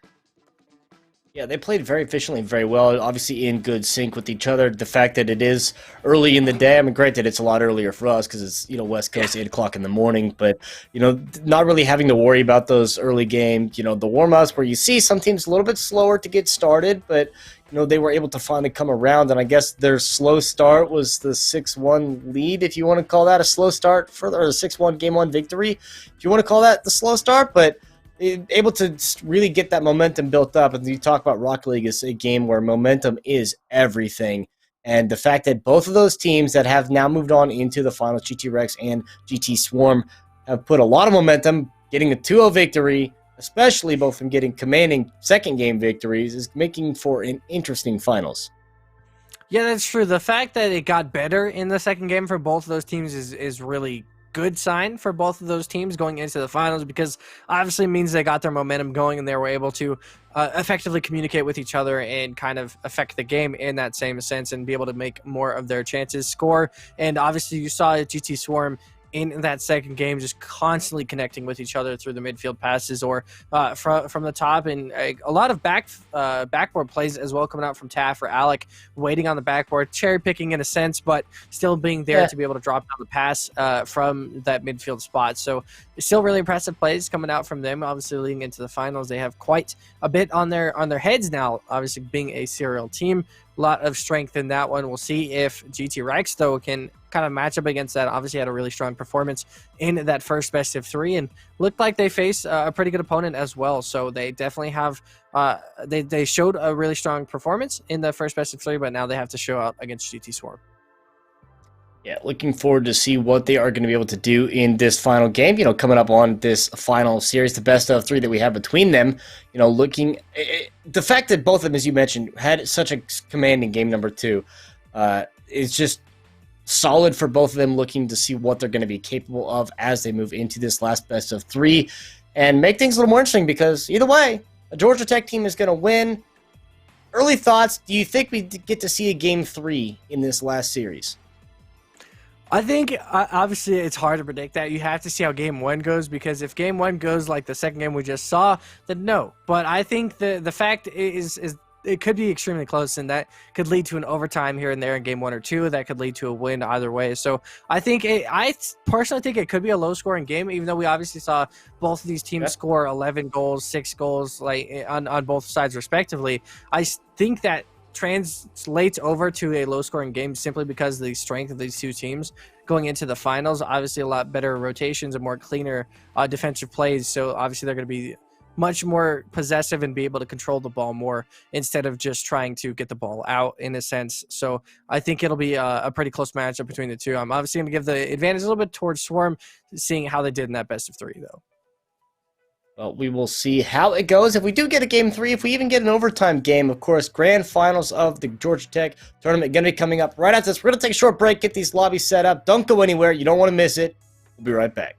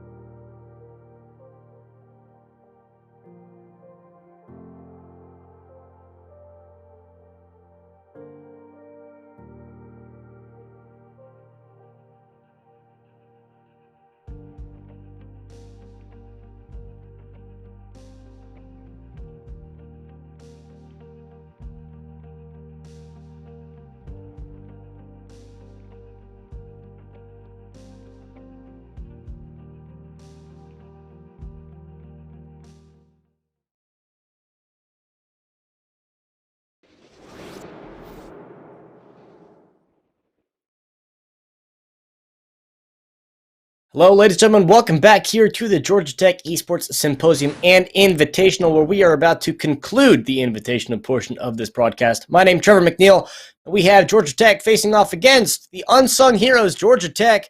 And joining me today, Troy Welling, who, here's the moment of truth. Did you fix your shoes in the background? No. You Wait, made what them shoes? alter. Okay, that's fine. That's what I normally do. No, they were I used to different. go back and forth. No, I changed the pair they of were shoes. different. So I put the other pair of shoes and put those pair of shoes back in the right place. I'm It's on to fine. you. Everything's fine. We're all equalized here, just like these teams are coming in at 0-0 piece. Going into the grand finals, of course, we have GT Swarm and GT Rex. GT Rex. Obviously, two great teams. Rex. GT Swarm just making it into the Collegiate Rocket League scene. So obviously a fantastic team there. GT Rex on the brink of being able to see how they fare up against the likes of GT Swarm. So that is this is your important matchup if you're GT Rex. Obviously it's a show match, but this is a great bit of experience for them to see how they fare up against a great team like GT Swarm. Yeah, and it's a great day here for Georgia Tech, because at the end of the day, Georgia Tech going to be coming out on top against their opponents in Georgia Tech. So really looking to see what Georgia Tech can do against Georgia Tech in this final series, to see what Georgia Tech can come out of. As you mentioned, though, with the CRL getting, the invitation there, qualifying into that is huge for the Swarm, and then, facing off against the Rex. I mean, just the way that the teams had played in their first two series. I'm excited to see what this is going to be in this finals best of three, because of the fact that both those teams, they looked realistically on the same page. They were in good synchronization, they had good rotations, good positioning through and through. And now I'm excited to see how that's going to evolve here into this one, where you're facing off against a team that was doing exactly the same thing you were doing in your first series matchup. So looking to move forward into this one, all 6 of these players are good, and I'm really excited to see who's going to step up and come out on top. Yeah, really. We obviously get to see GT Swarm kind of play back at their level. Obviously, most of that game, like Scripps was saying, just going in for the highlight reels, highlight clips. But these are the lineups for the finals of this show match. GT Swarm, Oni, Alec, and Taff, and GT Rex. You have Stumptavius, RoboClick, Fang, RR, and Haskell there on the side. It's funny, I haven't read Stump's full name, and that just rolled off the tongue so easily. Stumptavian RoboClick. Sounds like a great D&D character that's like half robot, half elfling. It's a great character. It sounds great. Other than that, obviously a fantastic best of three coming your way. Rocket League, of course, being this series. We had a great first panel to start the day off. If you guys didn't see that, make sure to go back and look a little bit at the development in the collegiate scene and just a few questions that went on there. And I believe there's one more after us as well. So you get to skip the worst part of the show, get able to go back to the great the panels and hear the good information that you're gathering, not from hearing me and Trevor talk about car soccer, but we're all here nonetheless and having a good time. Obviously, good morning to everybody. Even on the East Coast, I don't think even on the East Coast I'd be awake. 11:30, it'd be pushing it. I'd be like maybe just waking up for my day, but going to sleep here sounds great anytime. But of course, we get into this grand finals here shortly. Best of three between GT Swarm and GT Rex. Do you think going into this matchup that GT Rex needs to change something that we saw from the first best of three in their competition? Obviously, GT Swarm being a very strong, formidable opponent. Yeah, this is going to be interesting between the two of them as we are underway here already in this one. And I mean, so far, no early goals yet. We saw the Swarm do it a couple times, 10, 15 seconds in where they would get that first goals to go through, but starting this one out, nothing just yet. And I'm excited as going into this, both these two squads, obviously with a lot of momentum coming into this series. A couple good shots already. Taft there with the opportunity. Haskell credited with the save. But now just the ball in front of the net and the defense committing over. Oni's going to capitalize on that one and going to be able to get that, and that is just a matter of time, circumstances that is going to give them the 1-0 lead. Great pass coming up from Taff off the side, but did get tapped down a little bit by someone there on GT Rex. So an unfortunate redirect, able to go drop in right into the hands of Oni. But nonetheless, I still think Rex has a chance to get back into this one. Obviously, an early goal is something that is unfortunate, but Alec immediately going up once again for the double touch, barely missing that one. But you can see the team play. Alec definitely seeming to be the striker of this team, constantly putting himself in the backboard position, being able to capitalize on some of these passes that are coming through from Oni and Taff. Once again, great passing play being created. Oni to Taff dropping down. Taff can't get that double touch, so is just going to rotate on backwards. Looks like Alec also went for that. Taff going to go for a smart 50-50. Oh, almost an own goal going in, but Alec there for the save. Alec is a king coming across to make sure that the bases were covered. As Haskell there with a good bounce off the side. That shot going a little bit wide. Unfortunately, you can't get that one to sneak inside that upright. But answers coming back here from the Rex, where they're putting the pressure onto the Swarm now. See if they're going to be able to capitalize on this one. That one, Pinch, is going to go across the side. Demolition coming there across the midfield. Alec taking this one in. Stump coming with the challenge. Is going to push it back the other way, though. Another demo in there. Physical gameplay coming out here. Still only 1 goal scored, coming up on 2 minutes played in this. And some really good back and forth here. Great setup opportunity. Oni can't quite get this. Alec is going to be interrupted. That's going to stop the momentum of this one. Just send it up over the air. A little dangerous positioning here, though, especially with Alec going over to the side. He's not going to be able to come back in time. And Haskell is going to tie this game up at 1 goal apiece.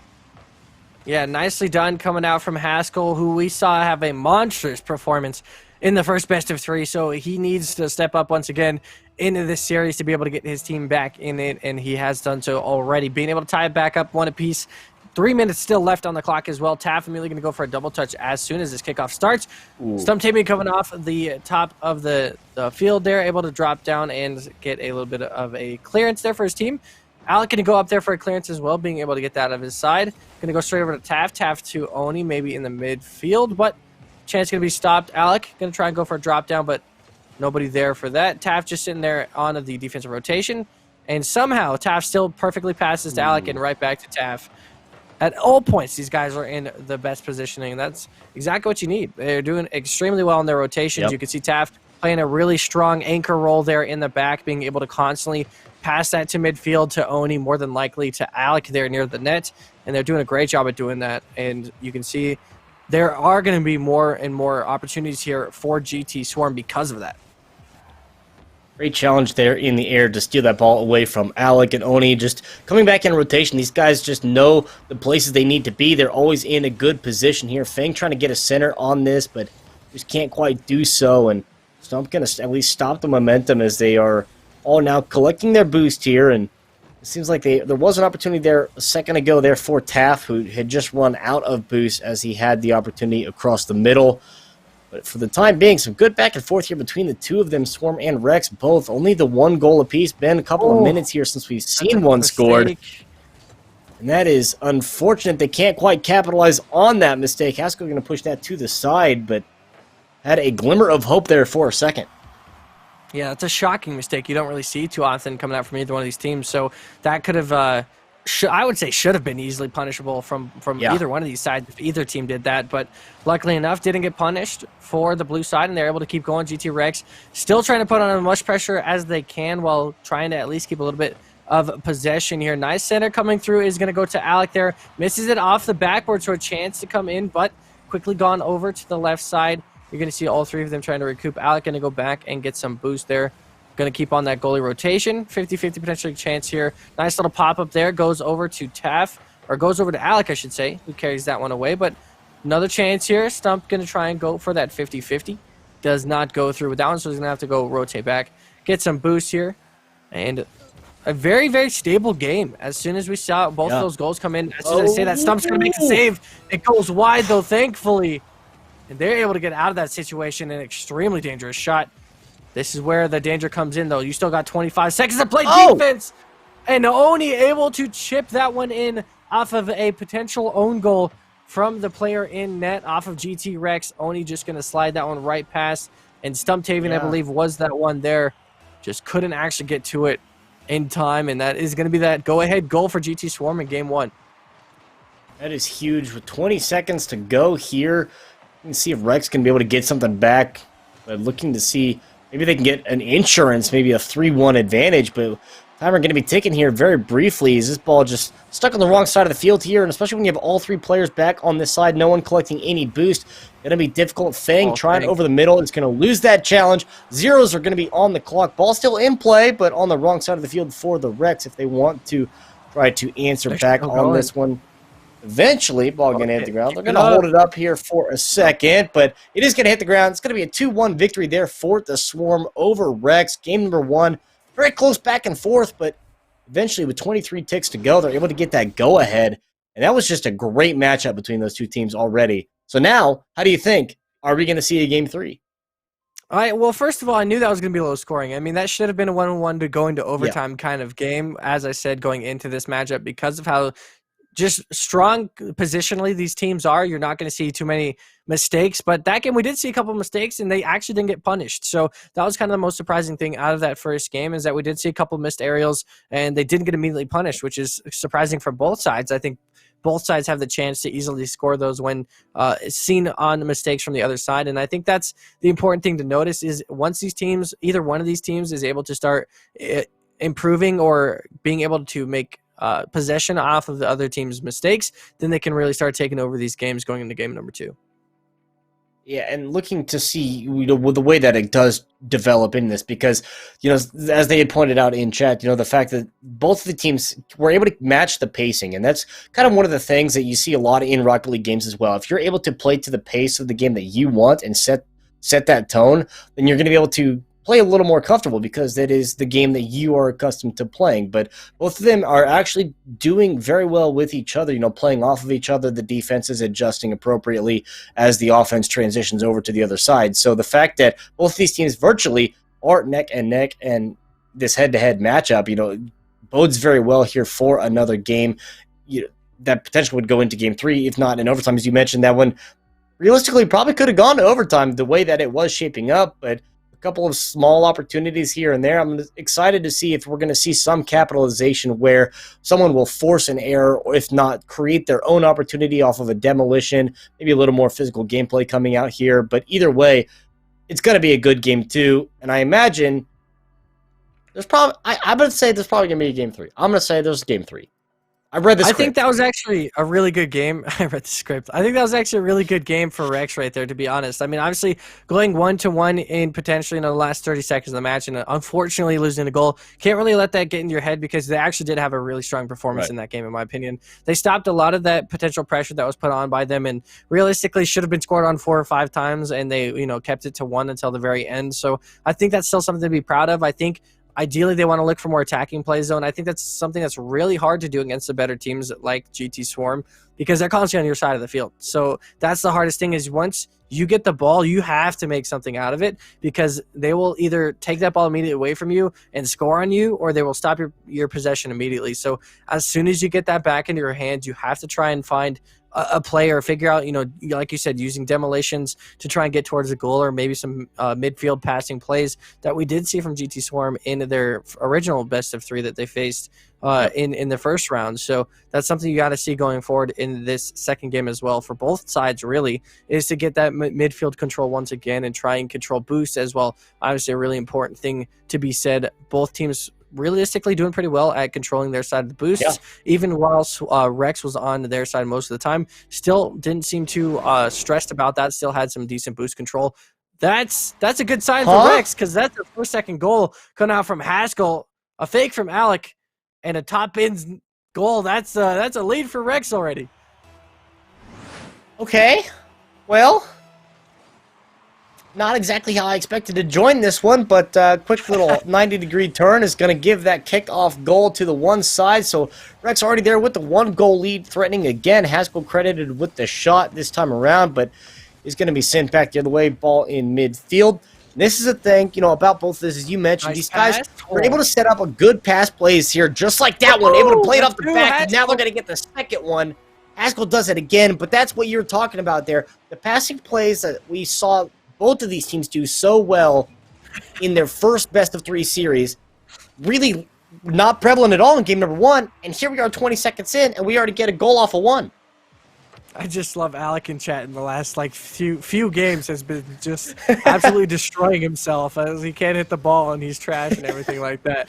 Obviously, we know that is not the case as what we've seen him do so far out of these 2 best of 3s. But so far in this one, an early lead for GT Rex is fantastic. I mean, this is exactly what they needed as far as momentum goes. That's going to be an easy return, at least from Oni right there. A little bit pass down from Alec, able to at least get a shot on net.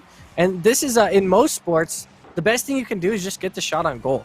You're going to create something. This is especially true in something like hockey, where you just cause mistakes because the ball is constantly in the goalie's face or around the net. Making someone make a mistake around there is going to be easily able to be captured on. So that's something you saw right there. You get some shots on net, you're going to get that rebound goal pretty easily. That's exactly what GT Swarm was able to do. And they're 1 goal away now. You see Oni making a slight miscalculation there, just slightly missing the ball. Alec going to tap that one back into Oni at midfield, and still some creation coming out from Rex. But all chance goes away as we see them get that ball immediately back. Taft going to center that one right back to himself and keep dribbling on past. Doesn't have any boost, though. Luckily gets the mid boost, and Oni's going to go for a double touch here. Does not get it. Nice save from Haskell. 2 goals and a nice save for him so far in game number 2. Drop in. Fang with a nice save. Good shot. Good adjustment. All 3 of them in the net there for Rex to make sure that that ball was not going to go in. And good rotations on the side of the Swarm as well. We see them, waiting for the commit and then waiting for their opportunities if they are able to find one across the mid or play it off of a bounce. But still, so far, not getting a whole lot here. Last minute or so. Some decent back and forth. Coming up on 2 minutes played, and we are at the 2-1 scoreline here. So we've seen a very couple early goals from the side of the Rex. Swarm looking to see if they can find their answer and tie this one up. But it had a lot of opportunities. Good shot on there from Taft, but a great save from Fang to send it back the other way. Nice. Unfortunately, no boost on this. Just going to have to dump this down into the corner. And is going to lose possession. Let's see what the Swarm can do. Going the other way. Shot on off the crossbar, but the bounce is going to go his way. Taft is going to get the goal, and it is tied up at 2 goals apiece. Yeah, Alex to Taft, the synergy is there, and that actually does get tipped once again back into the net from a player off of GT Rex. So obviously you hate to see that, but does tie it up. That's a good thing, at least for GT Rex, is that it's still a tied game, technically 0-0 halfway into this game. And that's, I mean, you really couldn't ask. I mean, you could ask for better. You could be up 7-0, but you couldn't ask for a more neutralized game in this situation. You see rule number 1 in Rocket League happening here. Oni just going to stop Haskell from going forward. And Haskell is going to respect that. Oni just going to sit there. And Haskell going to wait for the boost. Fang going to try and go for that. Realize he's out of boost midway. And all 3 of them committing. Got to be careful there on that rotation, luckily enough. Doesn't seem to be anything capitalized off that. Ceiling shot coming out from Alec here. Going to get that flip reset potentially. Does not get that second one in, though. Oni going to go for that 50-50 right over to Taff, who makes this save. How's he done? As we see Alec trying to go up back for that again. And Haskell going to go back on the rotation here. No boost for him, so does go up for the save, but a miss coming out from Oni. Leaves the net wide open. Dangerous position there with Haskell on that miss. Going the other way to see if Stumps can be able to play this off this into the left corner. What a save from Oni, keeping that one out. Stump with a great readjustment and a shot on. I'll see if they can take it the other way, but challenge from Haskell is going to stop them now for a quick transition play. Stump in position again, but Alec coming across, and Stump's doing very well here, sitting in prime position, and Rex are doing efficiently in their transition offense, getting these opportunities, and at midfield, the challenge. Haskell can't quite win out on that one, but this is some quality Rocket League gameplay here for as early as it is in this matchup between these 2 teams. And a wonderful save. Haskell with 2 incredible saves and 2 goals for his team so far in this one. Like we saw in that first best of 3, it is the Haskell dream to see if they can get through this second game here. Drop down goes just wide of the net as Alec is able to recover that for his team. Nobody once again there for that pressure in the midfield, though, for either side. So back in the favor here. Fang centers it. Luckily enough, Stump going to be able to redirect that one towards the corner. But a ceiling shot potential chance from Taft. Alec already floating in on that pre-jump. Can't find anything, though. No boost means that Oni is by himself there. Haskell in an awkward situation. Luckily gets out of it. And that was a dangerous 20 to 30 seconds right there for GT Rex. Throw enough darts at the board. Eventually one is going to hit, but they're able to get out for the time being. Alec here playing this off the high side, went a little bit too high over the top, couldn't get the bounce off of it either. Taff in position, but see, in the last 12 seconds, if anyone's going to be able to do anything, Stump in possession, the one-on-one. The rest of the defense has come back now, and Weimer's ticking down here. Nothing's going to come through for the Rex, but on the other side, Odie's going to take it. The commitment from the Rex was too much. Swarm going to go the other way, coast to coast in the air, and take the lead. 4 seconds to go. They got a 1-goal advantage. This is right where they need to be. Yeah, that was a triple pass play coming out from GT Swarm right there to be able to set up one another throughout that entire time. We see another fake off the kickoff. Leaves a slight chance here. Stump's got to get back to that one. Imagine. Tap. Oh, no. Tap almost hit that one back into the top right of his own goal. But that is going to be the series going over 2 games straight for GT Swarm. But GT Rex played fantastic soccer there in those 2 games. I cannot give them enough credit with how they played in those 2. I mean, incredibly close games going into the last 30 seconds of both games and just couldn't quite hold on. There's so much pressure. That's the rough part about playing Swarm from what I've seen so far is the amount of pressure just it builds up over time, and going into that last minute and a half, it's a lot to deal with, especially once they start playing their game and you have to kind of play back on defense. And that was, the positioning there at the end. I mean, if you have a little more forward momentum, just a little bit more, you still have 35, 45 boost. I couldn't quite see what the number was there. But with that, enough time on that, you wouldn't have to worry about the defender stepping up to get the touch. You have enough forward velocity that you're going to be able to get that ball and punch it in. And then we're going to overtime, and you and I are still casting right now. But just a unfortunate little series of events there is it just didn't quite go the way that they wanted. But either way, both of those games, game 1 and game 2, both a goal separation between both of them, and I mean, clinical gameplay. That's if you're trying to take notes on what a high caliber Rocket League team should look like, you could look at either one of those guys and just kind of nitpick at those details, because there were very few mistakes on either side in either one of those games. Yeah, that was a great best of 3 from both teams. Obviously, you saw a couple slip-ups here and there, but that's just something that is going to happen the more you start to play and the more games you start to see. I mean, it's still a pretty low-scoring game in both of those games, and obviously 30 seconds left in both of those to go down to potential overtimes. And if you're GT Rex, you have to look at that as a success. I mean, obviously you lost 2-0, but that once you look closer at the scoreline, you're like, yeah, this is a much better 2-0 than they probably could have ever imagined in that scenario. So I think a really impressive performance still from GT Rex. Obviously, props, of course, goes to GT Swarm. Their incredible passing plays in the midfield and constantly being able to find each other shows their communication, the experience this team has had over however many months they've been together, obviously showing up in the Collegiate Rocket League scene soon. So hopefully get to be able to cast a little bit of them over in the collegiate side. But obviously incredible performance, in Rex is got to be looking pretty happy going into the future of Rocket League. And you talk about the future of Rocket League in general, just the way that the CRL is going through and just the professional, I mean, the way everything is developing in this. They just announced recently this huge addition into the esports, the shop, that they're recognizing all these teams, giving them all these in-game skins. They're adding, I think, half a dozen teams from the US and another 3 or 4 from Europe, putting in 18 teams that they're putting in Rocket League itself that you can have skins and decals for, which is incredible to see the recognition of that, and just shows that esports itself is budding and getting even larger. Do you have, because I know you play a little bit of Rocket League in your free time, do you have a skin, an esports team? Are you going to pick one up on when that drops? I do. I have. There's quite a few. I'm just for partnership's sake, I'm gonna hope that every one of those teams contacts me to rock their skin in the future. But no, there's some really sick skins, obviously, going out, and just that partnerships. We talk about it. If you guys haven't seen the Forge podcast that's on Skillshot, make sure to go check that out. We talked about a little bit about brand partnerships and everything on there, and how important it is to games like Rocket League, these kind of games that really could use that competitive drive. So I think it's awesome, obviously, to have that kind of cooperation from both the orgs and the actual creators. Well, Troy, it has been a pleasure. Both of us have been up far too early today. Now it is almost nap time for us, but there's still more to come here in the Georgia Tech stream as we get into this afternoon panel. You can see it down below.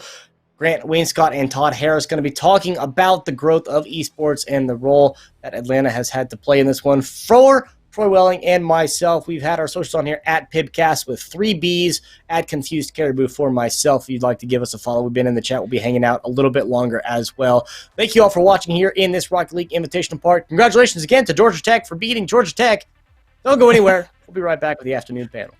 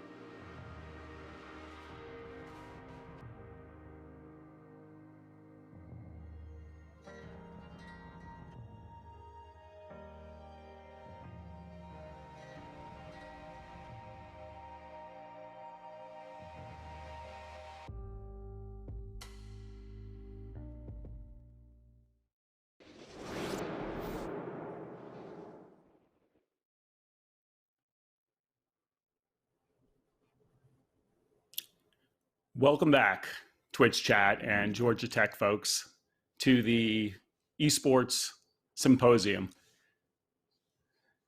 Before I bring out Grant, who's going to join me for this next panel, I got to give a shout out of thanks to Georgia Tech for 3 different things.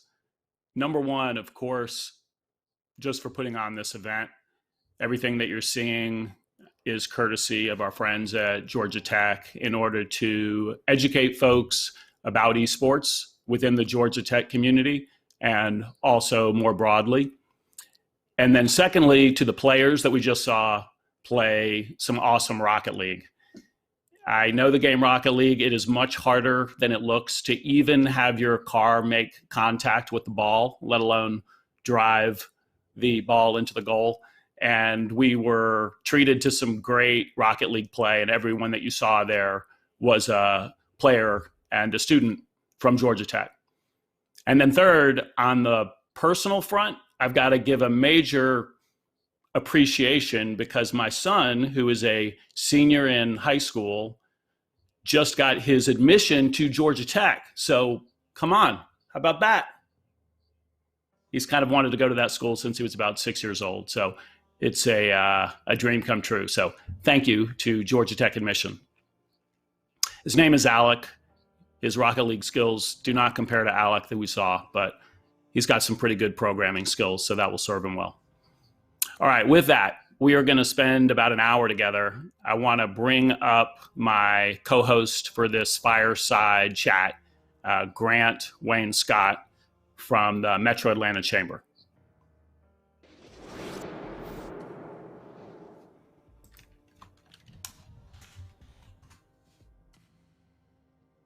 Grant, how you doing today? I'm doing fantastic, Todd. How about you? And congrats. That's amazing news. Congrats to your son more than anything.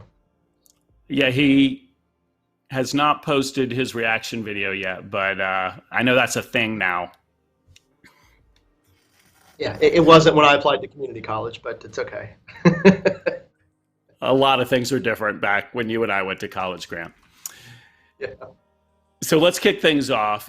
Maybe we should start with introductions. If you could go first and just give a personal introduction, talk a little bit about the Metro Chamber and the mission, and I'll introduce myself for folks that don't know me as well.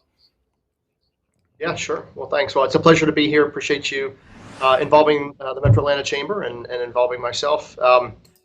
I mean, my God, my love of video games goes back to, I think, anybody our age who's in this business now. And that was, I hate to say it, but, back in the Atari days and Pong and, the days of arcades at the mall, back when it was far less cool to play video games, let alone have parents be supporting it. So we've really come full circle. But I've got a 25-year history in economic development and kind of global trade. Spent a lot of my life living and working overseas, studying overseas, speak a number of languages, and have kind of brought that skill set to the Metro Atlanta area as a professional economic developer for the Metro Atlanta Chamber, which is one of the country's oldest and largest chambers of commerce. We serve the 29 county general metro area, 6.3 million or so folks. And it's really our mission to drive economic growth, to drive jobs and investment, to help support different ecosystems. So the team I lead here is really in charge of understanding what drives GDP growth for the region and supporting everything from fintech and cyber and health, bio-life sciences, smart cities, to the stuff I get to do, which is why I get to wear jeans and Converse every day, and that's working with the film industry, the music industry, and my love really gaming, animation, VR, and esports. So just when you can marry your passion and make a living at it and wake up every day excited to go to work, I can't imagine a better life. Thanks, Grant. And yeah, I'm certainly fortunate myself to be able to marry passion with what I do every day. For those of you who I haven't had a chance to meet, I'm somewhat of an esports evangelist. I continue to pour my time and money into gaming and esports because I'm a believer. Was part of starting the game developer and publisher High-Res Studios about 15 years ago, and that company produced only multiplayer online games like Smite and Paladins and others. And then about a year ago, with a partner, started a company, Skillshot Media. And Skillshot does esports events and production. And we have a team from Skillshot powering this event in partnership with Georgia Tech. And also involved in the world of professional esports teams, recently making an investment in a team called Ghost Gaming and helping to move that organization from Los Angeles to Atlanta. So maybe we can talk a bit more about that. So Grant, I guess we've got people watching on Twitch that, of course, are super familiar with esports. We also probably have folks tuned in from Georgia Tech who may or may not be as familiar with gaming, with esports, other than that their students are really into it.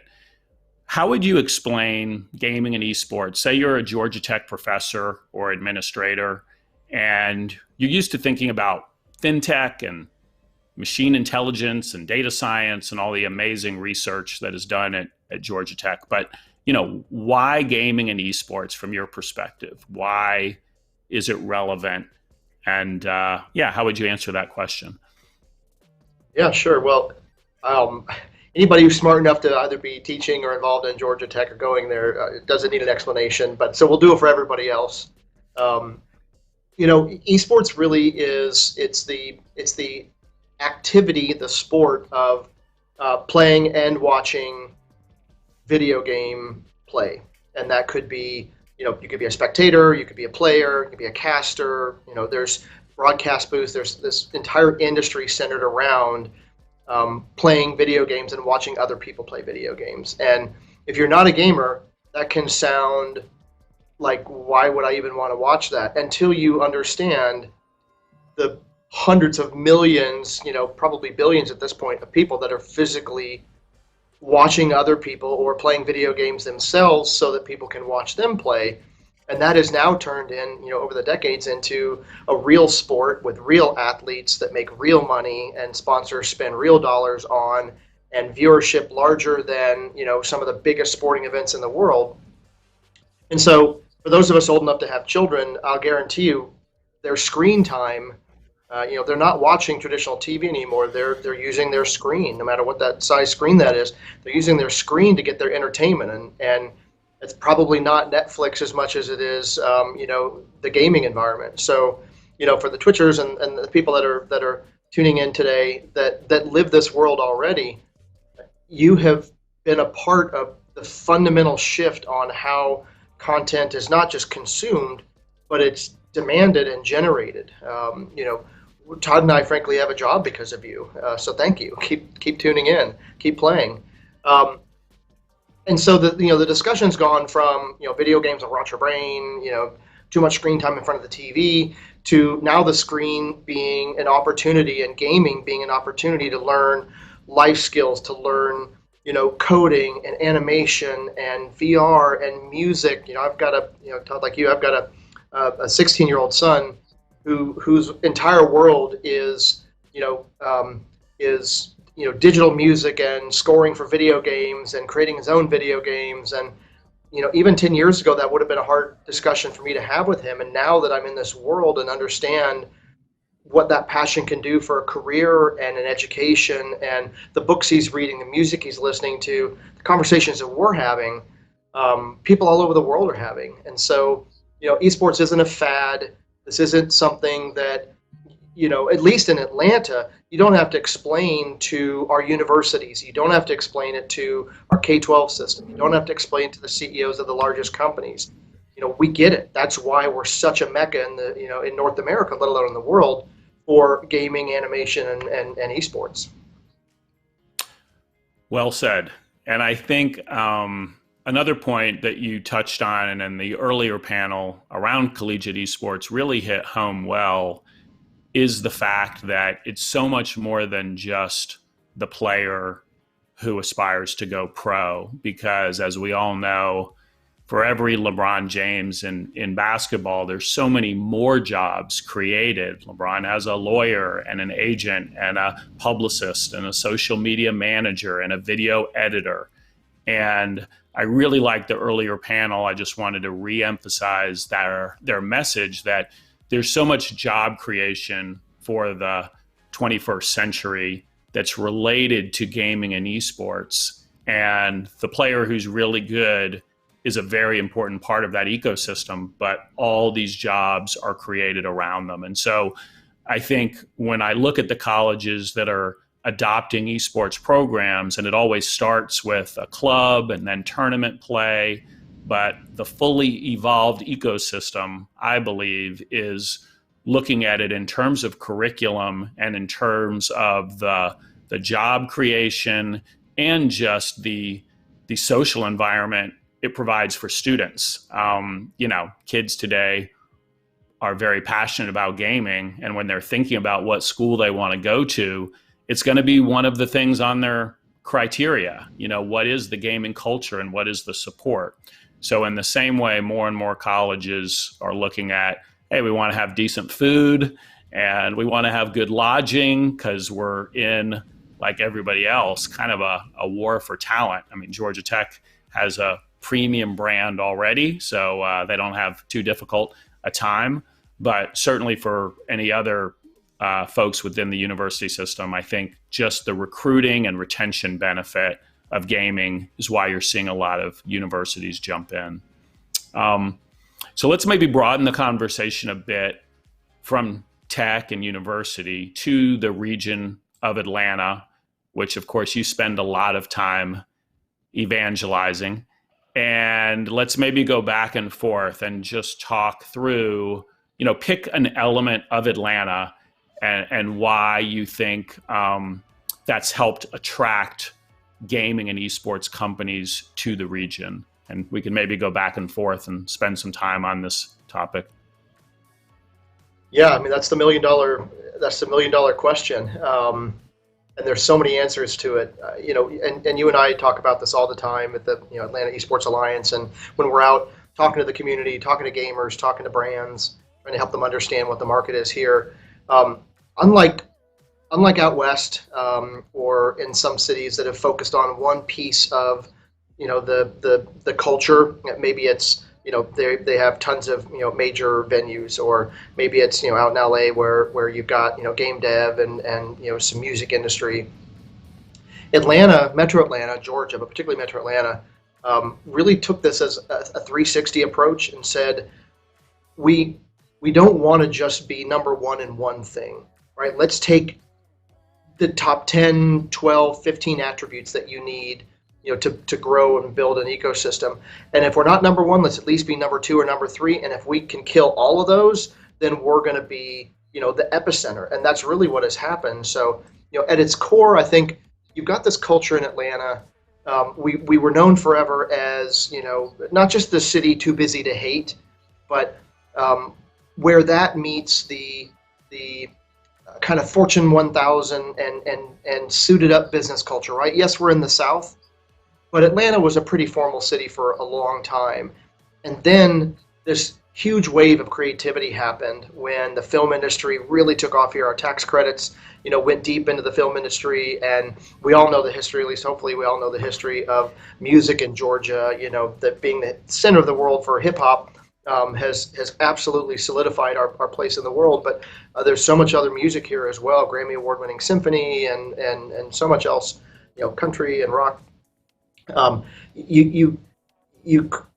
There was this fundamental shift in how cool the city was becoming, right? Food culture, the belt line, walkability, even this, most communities in the suburbs having, revitalized downtowns, trails, you see people out walking dogs, you see live music everywhere, venues, people saving arts and culture assets. That goes a long way to the livability. So, I think for me, being an implant, and almost everybody in Atlanta is an implant. I've lived all over the world, and you told me not only would I be living in the South, but I would be selling, Atlanta. I would have told you were crazy growing up on the West Coast, and now I can't imagine a better place, to raise a family, and the vibe that's here affects everything. When you can get out and you can feel and smell and taste and hear the culture and the diversity, this is unlike any other city in the world. There is no other Atlanta. We don't want to be New York. We don't want to be LA. We don't need to be London or Paris. We're Atlanta, and we're not ashamed of that. And it's an amazing vibe. And that's that intangible. It's kind of hard to wrap your arms around. But we can talk stats and the physical environment too. Yeah, totally. I mean, gaming is about social connection and about culture and really community at its core. And I definitely want to invite Twitch chat into this conversation. I will kind of monitor and try to weave in any questions that you guys have. But, I do see something from Professor Blair around the social aspect of on-campus play and kind of the recreational angle, in addition to what maybe people think about the pro angle that we can talk about. Grant, maybe just talk a little bit about what you're seeing in the areas of high school or other social spaces, venues where people are gathering for recreation purposes, again, that are popping up around Atlanta. Oh yeah, that's actually one of the coolest things. And again, I approach this from two lenses. One is as a professional whose job it is to not only understand the industry and the ecosystem, but to help it grow. And then also as a parent, of a 16-year-old gamer.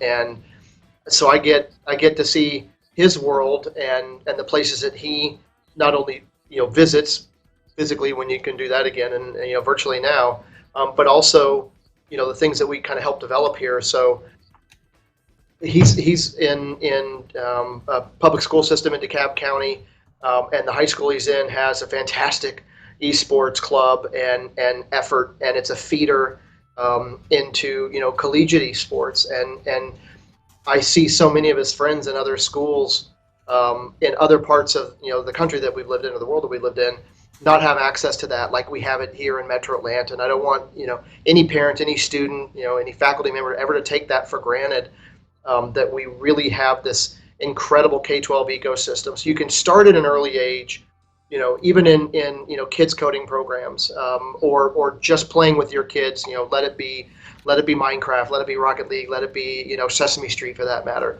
Anything that gets you engaged. And live in your child's world, live in your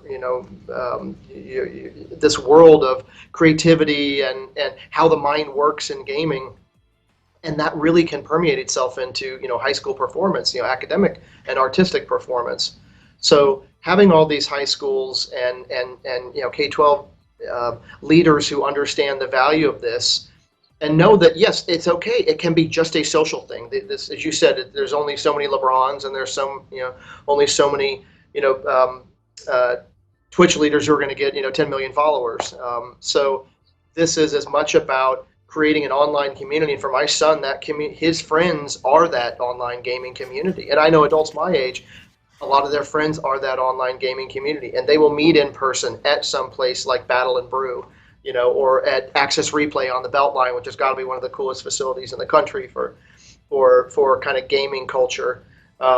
We've got all these places popping up all over the region. I live in Avondale Estates, and we've got an awesome kind of video game and comic book bar called My Parents' Basement. You find gamers there. You find gamers in every corner of the city, and now congregate all that around big events like MomoCon and DragonCon and DreamHack and Siege and all these, and like what we're experiencing today here with Georgia Tech.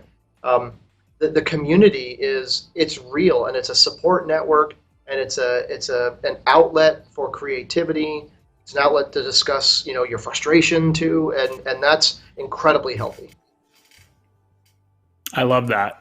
And picking up on some of those comments and also some of the comments in the chat, I did drop a couple of links for infrastructure and recreation play that comes a little bit before college, but it might be informative to folks at Georgia Tech who are thinking about supporting their students. So the two organizations I mentioned in there, one is a nonprofit specific to Georgia that is called GSEF, Georgia Scholastic Esports Foundation, so gsef.gg, and Laura Levy from Georgia Tech, who was on the earlier panel, is a contributing board member of that organization. And it's all about K through 12 using gaming for positive student outcomes. So yes, there's competition, but it's also about community and clubs and also curriculum. So local teachers who are looking to use gaming for positive outcomes, there's a set of free curriculum and other schools that they can play against. And to the comments in chat, it's all about good sportsmanship, trying to make sure that toxic behavior is minimized, and there's actually coaching resources available even for schools that don't have that. So I definitely would encourage folks within Georgia to look at that organization. And there's also a national supporting organization called NASEF, NASEF.org. And again, all of this framework is available for free. And it's nice to see Georgia kind of leading, be one of the states, I would say, in the nation that's leading in this area. So you, Grant, get to see a lot of different creative industries. You get to go on, when COVID allows it, some awesome boondoggle trips, like, to the Grammys and other things like that. I guess just talk about where you see gaming going in terms of crossing over with things like film, TV, and music, these other areas where, as you mentioned, Atlanta's already kind of a cultural hub. So how do you see that playing out? What sort of things are you seeing currently locally in that area? Oh man, what an awesome world and collision that really is. And back to my earlier comment, I wouldn't want to be anywhere else than right here in the epicenter of where all this collides and comes together. We've had some really strong economic and political leadership over the years that believed in the film industry, that believed in the creative industries, believed in our music industry, and now is completely bought in the gaming industry. And you've got to have that help.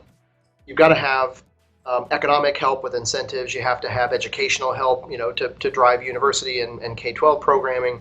You have to have a corporate community that'll back it, and then a culture of gaming acceptance, whether that's fan events or the different kind of cool places we were talking about, like Access and or 404 Esports or all these other awesome kind of assets the region has to really grow it. And so for us, the huge win that we see taking place right now is the expense of being out west and in the Northeast, and the fight for talent, and frankly, a not very diverse talent pool outside of our region has created this incredible opportunity where the film industry, the music industry, the gaming industry, performing arts, AR, VR, all these podcasts for that matter, all these incredible kind of digital and physical creative assets are linking up now, and we're getting movies and games scored here because we have a multi Grammy award winning symphony orchestra with ASO. We have incredible producers and directors and artists, musicians, and scorers that are right here, that are working on awesome projects all over the world, but are just dying to find a local project or something filmed in Georgia to be able to attach their name to, and that's happening here. So you almost need a catalyst to help broaden people's understanding of what creative industries really means, and it's arts and culture, right? So it's everything from live events and sports venues and the World Cup, hopeful World Cup. We just turned in the bid last week, and to the busker on the side of the sidewalk, right? To the symphony, to opera, to hip hop, all of this has these common denominators. In a lot of cases, that's music, right? Music is the great unifier. It's It's no matter, culture, language, ethnicity, race, geography. We all have, almost everybody has a love of music, and you can unite around that. And so finding avenues like that, or we talk a lot about the Unreal Engine with Epic and the Mega Grant, and how we're using that to train the trainers here, and how Unreal has been able to, and for those of you that don't know, Unreal is consider it software that allows you to help animate and previously essentially make games. Now the film industry, thanks to the Mandalorian and other uses of it, are using it as potentially a principal way to digitize filming. So now you have gaming meeting filming meeting TV. That brings in, of course, AR and VR. And in Atlanta, we have loads of AR and VR houses, awesome ones like Trick 3D and Amoebus Labs now with their game, and awesome things Andy Eaton's doing, and Dave Beck with Foundry 45, and all these really big VR houses that are straddling that line. So having those kind of common unifiers has helped us really work on these big mega projects together. Great. And you mentioned support. I mean, clearly Metro Atlanta is all in on gaming and esports, and I would say that extends throughout the state of Georgia. For those that aren't familiar, obviously you and I, one of the hats that we wear is championing the Atlanta Esports Alliance. But maybe talk a little bit about the mission of AEA, and then also more broadly about how the state of Georgia supports your efforts and other kind of partner cities across Georgia, just so that people understand the level of government and economic development partnership that exists. Yeah, great point. Man, we could not exist, and I say we, the ecosystem, the industry, could not exist without amazing partners. And the Georgia Department of Economic Development, Georgia Power, Invest Atlanta, the city's, the mayor's investment agency, all of the cities, counties, and other chambers of commerce, not just the Metro Atlanta Chamber. We have this, and I can't, not being from the South, people say, oh, it's Southern hospitality. I don't know that it's that. Atlanta's different, right? Atlanta's not just the South. This is a unique, collaborative environment, and I credit that to being the cradle of civil rights movement. I credit that to being a global city where people are from all over the world, not just here. And then frankly, I credit it to just being a really cool place that people don't want to bring their attitudes and issues they had wherever they came from, because they want to be better and do better here. I credit that to this incredible partnership that exists, for government support for tax credits and incentives, for local government support in helping, expedite permits for, game studios and, home office, environments where people are actually, coding and making games, or maybe it's a sound, stage, a studio, music studio in their basement. There's this incredible collaborative effort, and we need that in economic development. And economic development simply is professionals that are traveling all over the world, kind of espousing, selling, talking about why their city, county, region, state is the best place to do X, Y, or Z. And for us, it's an easy sell because people around the world know this is number one, gaming environment city. They understand we've got the world's busiest airport. They understand, we were home to the Olympics, and again, that so much of this is with the national dialogue right now around, civil and human rights and respect and community. That really translates no matter where in the world you are. We're not the only country that has, civil issues that they work through. Democracy is a messy business, and it's important that we are in a city that we can have that open dialogue. So I think that really, that all of that you kind of put into this, bouillabaisse, if you will, of support from government and private sector, and the Fortune 1000 community being the third largest concentration of Fortune 500s in the hemisphere. You get all of that, and together it makes this incredible kind of paste that that holds all of this creative community together. I love that. And you touched a little bit about the diversity in our city, and there was an earlier question for the panel around diversity. Again, I consider the diverse population to be one of Atlanta's strengths. And I also consider, the promise of esports serving every community, of being one of esports' great strengths. We haven't arrived. There's not as much representation of women and people of color on the big stage, if you will, whether that's creating games or at the pro ranks, but the opportunity is there. I think one of the great things about esports is that the challenges of access are not solved, but they're more easily solved than some other areas. If you grow up a kid in the South and you're not close to a ice skating rink, you will never play hockey because you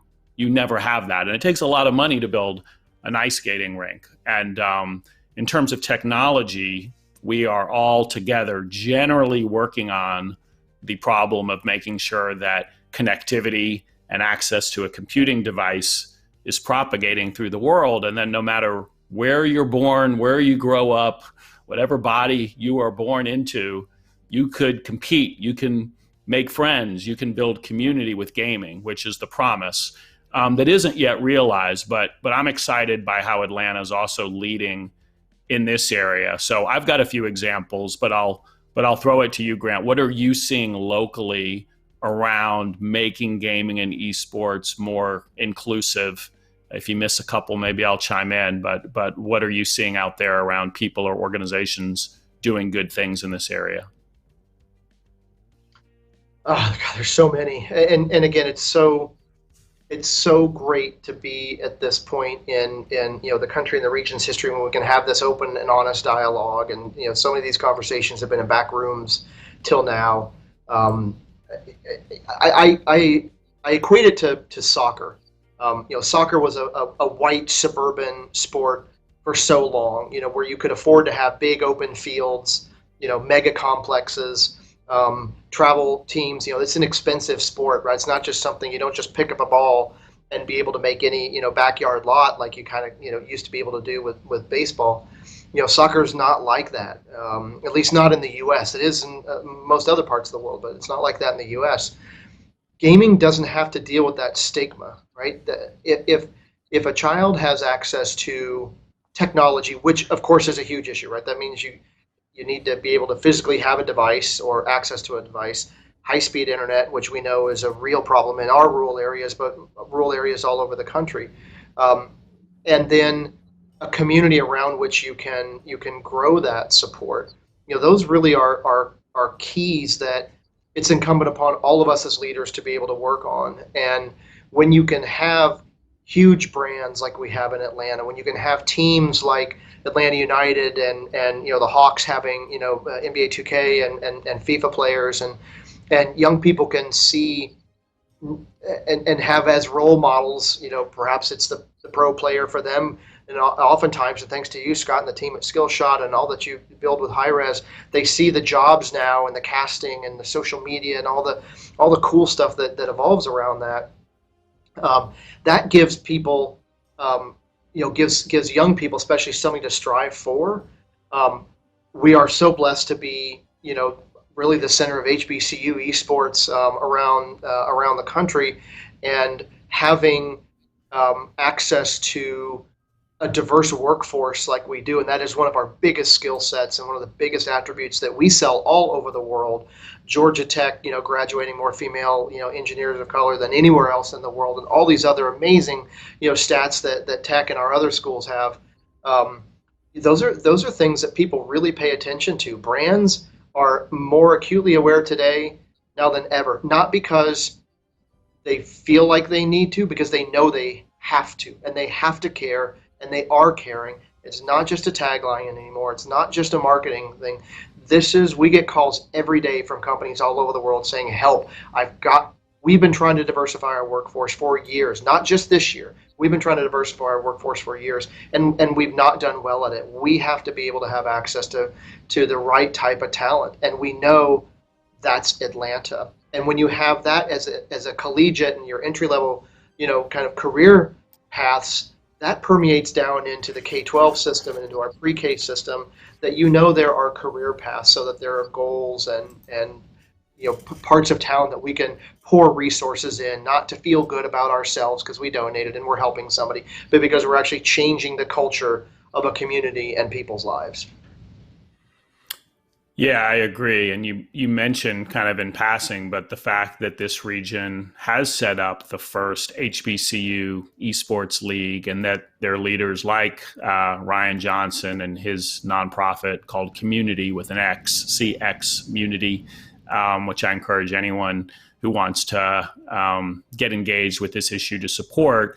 And they're specifically focused on kind of closing the technology gap that does exist, where you have potential game makers, maybe in an environment, urban or rural, where they don't have access to a great PC that I grew up with, that helped me become a software developer and game creator. So the fact that these entities and people and leaders are existing in this region is great. So let's talk a little bit maybe about the other side of what Atlanta has to offer, which is we have some great professional teams. I'm involved with one, but there's others. So talk a little bit about how we quickly went from 0 Atlanta home teams to now 4 major franchises in the span of, I guess, a couple years from when you and I were first out there talking to potential teams. So how have you seen that developed, and talk a little bit about that side of the Atlanta esports business? Yeah, sure. Well, again, this is another reason that you got to love this area. I think there's this love of sport in general, whether you're coming from Milwaukee or, San Francisco. A lot of people bring their own team. They bring their own jersey from where they grew up, or if you're an Atlanta native, hopefully you're, a true hometown fan. But the rest of sport has a pretty loyal following, right? Soccer, not as much. Football, real football, soccer, not as much. And that, I keep going back to soccer, but it's such a great analogy for what we're seeing in esport. Not just because FIFA being, I think it is the most popular sport, game out, video game out, platform out there. But it's this cultural kind of equalizer and leveler. And so we saw, with the advent of this kind of mega stadium investment that the city was interested in going after. And thank goodness for Arthur Blank and the team at MBS and the awesome partnership with Mercedes, and for Steve Koonin and the Hawks and the redevelopment of the arena. Having these 2 critical, globally renowned centers on the radar screen as they were being designed, built, remodeled, and now open, allowed our teams to think outside the box and be among the first to go after big franchises. So we talked about the Hawks NBA 2K team, but the real shift, and we have High Res to thank for so much of this and your career, Todd, at High Res, and developing Smite and Paladins and these awesome brands, these awesome games that had a big following. Those were our first pro esports teams, and thanks to E-League, Turner's first foray in for a televised network brand, the first esports platform that made esports accessible into everyone's house who had cable. That put esports on the corporate's radar screen. So enter Cox, Alex and his awesome team at Cox, realizing what was a pretty conservative family brand but an amazing global brand, realizing that they wanted to get into this business. And so having 2 huge teams announced within, it was 6, maybe 9 months of each other, and being on the round of of announcements with, China and Europe, and, here's Atlanta, right up there with Paris and these other major, global cities getting these big franchises. It's so cool to see people walking around town now with Atlanta Reign jerseys, and I see bumper stickers and billboards, and it's just like they're supporting the Hawks of the Atlanta United. So we are so blessed to have, so many professional players too. It's not just the teams and the team owners. It's pro players that belong to Ghost, and it's pro players that belong to all these other teams that are here living in your community. Your neighbor could be, making more than you are playing games, and you might not ever know it. Yeah, that's great. And thanks for the kind words about high-res. But we are fortunate that there's now multiple publishers here. And, really, I always remind people new to esports that one of the biggest differences from traditional sports, and this can be a pro and sometimes a challenge, is that, the game is owned by someone. Unlike soccer, where you and I could come up with a cool 2 versus 2 soccer concept tomorrow and build a business around it. What makes esports unique is that the IP, the game, League of Legends is owned by Riot and Smite is owned by Hi-Rez. And so the publishers wield a lot of power. They create a lot of value in the value chain, but it's good for them to be on your side. And I think it's great that Hi-Rez found some success. But it's not just Hi-Rez. Off of the success of Hi-Rez, you have the creation of Blue Mammoth, making the game Brawlhalla. That is one of the most popular fighting games now played. And there's actually 2 other companies that have recently split off from Hi-Rez, because that's the way it happens with game development. You have a vision for a game. It may not fit the portfolio, and that's how new jobs are built and new games are played. We also have Tripwire in the ecosystem, creating games that are less esports, but very popular games. And of course, a really thriving indie scene, because we have universities like Georgia Tech and others that are producing some of the best game programmers. You combine them with designers and graphic artists, and you can home grow your own gaming product. So that's actually one of the things I'm most excited about, is more unique IP and games being homegrown, created here, where we've got the best players, but also the creators in those games. There was a question from oh yeah, go ahead, and then I'll look to Twitch to pull a few. But go ahead, Grant. Well, as you look at those questions, we look at the team play, and we look at we were talking earlier about jobs. You've got to have people that are training for that too, right? It's not just the university; the private sector's there too. You've got amazing groups like Pharaoh's Conclave who are providing programming, virtually right now, and in person we can get back to it.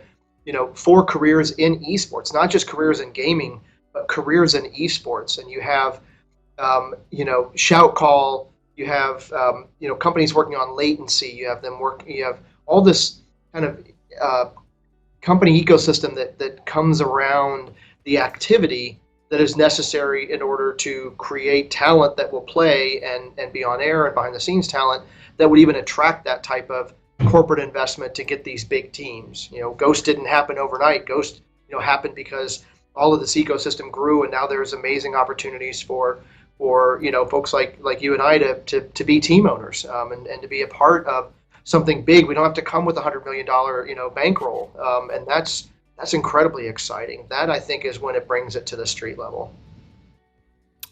Very much. So there's one question from chat that I see that's talking about there's clearly investment in high school, and the question is around kind of female role models. We touched a bit on people of color within the industry, and of course there's also a gap when it comes to women. So I'll share some thoughts, and then Grant, anything you want to add. I think number one, it is great that we do have some gaming business owners and entrepreneurs locally. That's one of the best kind of role model inspiration points that we could have.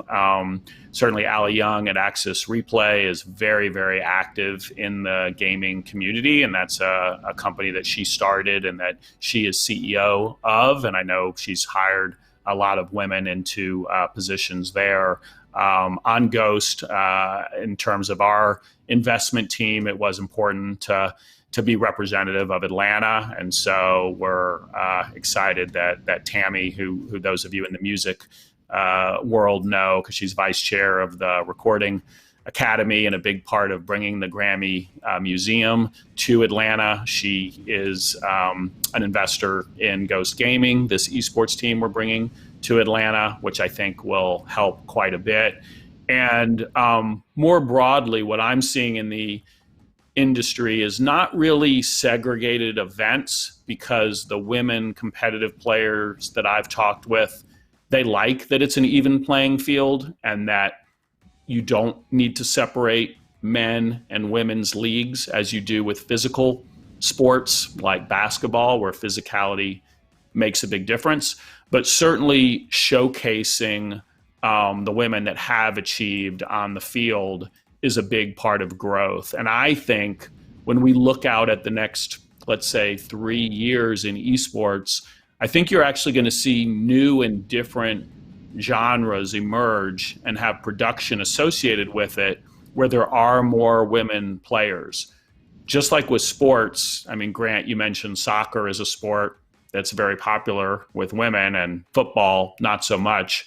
Within video games, there's certain genres that are way overrepresented as far as female, and it's about 47% female in terms of just the game playing audience. So pretty close to a split, but I think it's an opportunity to kind of shine a light on some gamers, and it may not just be Call of Duty, which is a great game, but other genres where you have a different demographic. That grows the pie for everybody. Everybody wins if more people are participating. So anyway, that's a little bit of how I see it to the question. Anything you want to add, kind of, Grant, in terms of what you see locally?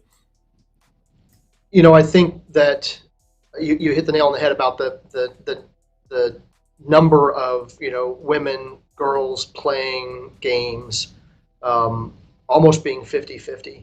That doesn't mean that always translates into leadership positions or job opportunities. Sometimes it's not understanding what the career opportunities are. You did mention, of course, some of the games that really made esports popular tend to be more male centric. I hope and I think that will change, but the games are also changing. And as we see more things like Rocket League, as we see more things like FIFA, as we see more things that are globally a little bit more mainstream, you're finding, and for me, it's all across the board, right? That means it has to be on-air personality, it has to be shoutcasters, right? It has to be, pro gamers. It has to be somebody behind the camera and who's editing. It needs to be the programmers themselves, creating games, the creative community that's scoring and bringing life to these characters and new storylines.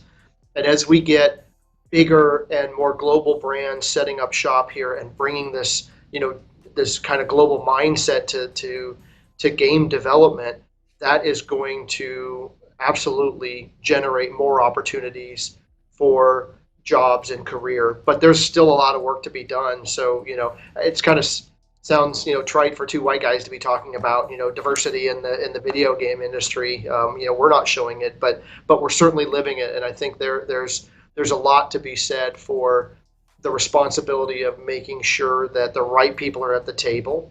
Not because you think they need to be, but because they deserve to be, and because they have incredible things to add. And that's something we try to live every day. Thanks. A couple other questions I'm going to pull from Twitch chat. One of them was basically building off of your comment, which I totally agree with, Grant, that Atlanta is the music mecca for rap and hip hop, for a lot of music genres, but inarguably for hip hop or the cultural center, I would say. And so the question is, have we seen interest from those in the music industry getting involved with esports? And we definitely have. I mean, the one that comes to mind is probably the Atlanta FaZe, of which Offset is an investor. And I know when FaZe did, this was pre-COVID, and there was an event at Gateway Arena for the kind of the FaZe Call of Duty homestand, if you will, and Offset was involved in giving back and actually made it so that I think it was maybe like 50 kids, a fairly large cohort of folks who might not otherwise have been able to afford to attend that event, actually made arrangements for them to have a great fan experience. So definitely want to give a shout out to him in particular. And I think you're just going to see more and more of these crossovers again between music of a bunch of different genres and gaming. Because the reality is most of these artists, just like most athletes now, they're growing up with gaming. It's a little bit different from someone with salt and pepper in their hair who, if you were a technology geek, maybe you were into games, but otherwise you might not.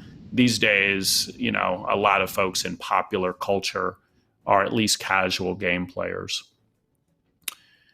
And another question here is specific to entry-level career. Do we see more of those available as time goes on here in Atlanta?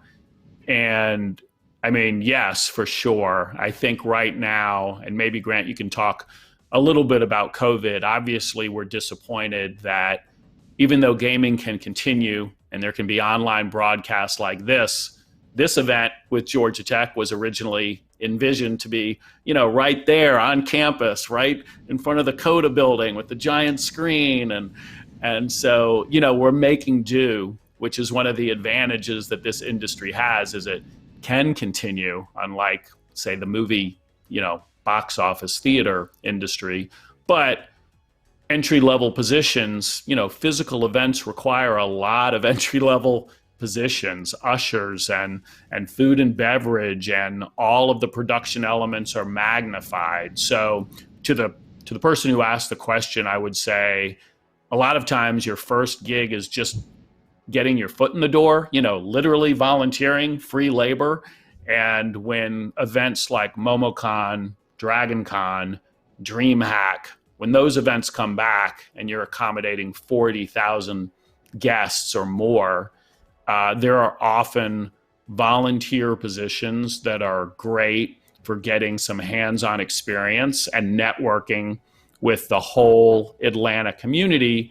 And whether you're a publisher, a team owner, a tournament organizer, a broadcaster like a E-League and Turner, you know, they all come together. So hopefully we'll be back to that world soon enough. And the more events we have, I think the more opportunities will be created there. Grant, anything you want to add on that before we kind of close out our hour, or on any other topic before that we didn't get a chance to hit? Yeah, sure. Well, no, I'll address that one because, you know, living in the world of jobs and investment like we do at the Chamber, and having, you know, chosen a career path early in life and done everything I could to kind of stick with it, I would say there's a mindset around, you know, I need to get my foot in the door and pay my dues, which is kind of how we grew up, right? You know, you do whatever you can to get an internship, you do whatever you can just to be around the environment. Same as the film industry. I think, you know, there can be an expectation, you know, now with as much pressure as there is on companies to find the right type of talent to put people right out of college or, you know, in an entry level, you know, kind of skill set into greater and more, you know, important roles. That makes your soft skills, though, even more important. That means you need to understand how to work as a team. You need to understand, you know, how to take direction and how to you know, be innovative and the things that it's kind of hard sometimes to teach in school, right? Book smarts is one thing, but being able to really understand what a work environment is like is really important. So I would encourage any student out there, I don't care how old you are. My 16-year-old is working on his first internship. Get an internship. Don't worry about it being paid. get an internship. And there are so many internships out there. iNav, Intern Navigator, is an awesome resource that we have here in the region. Georgia Tech's part of it. All of our colleges and universities are part of accessing all these incredible internships that are available at companies, and this is Intern Navigator is a way to connect the need and the supply. Also check out chooseatl.com and ChooseATL social channels. We have all kinds of intern programs that are on there. But get involved, find your passion point, volunteer like Todd said. If you can create an environment and be around people who you want to work with and show that kind of initiative, you're going to stand out heads and tails above others, because I promise you there's 100 people right behind you just as hungry as you are, to get a career.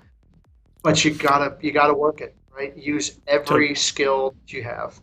Yeah, and a very specific example, Laura Levy, who was part of the Georgia Tech collegiate discussion, she, along with Shiva, run a VIP class related to esports, and we asked that group of students to help out at our last DreamHack skill shot event.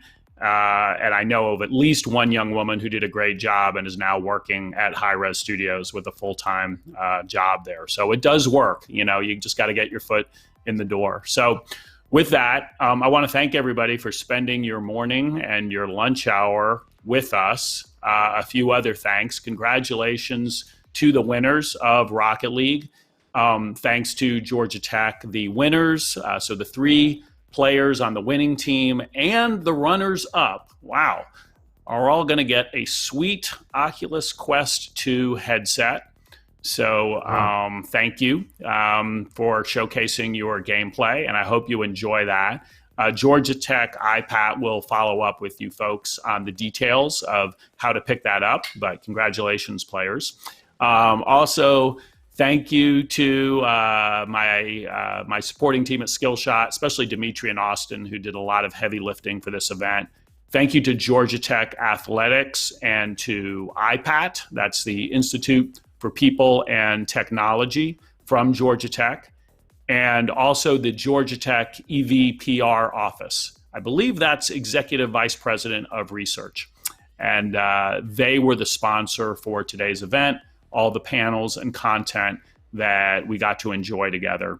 If anyone watching wants to reach out to Georgia Tech about other esports engagements, please reach out to Shiva, and he is at ipatgeorgiatech.edu. And there you go. Someone was kind enough to drop that in the chat just ahead of me. And finally, in our last 10 seconds, there's another giveaway.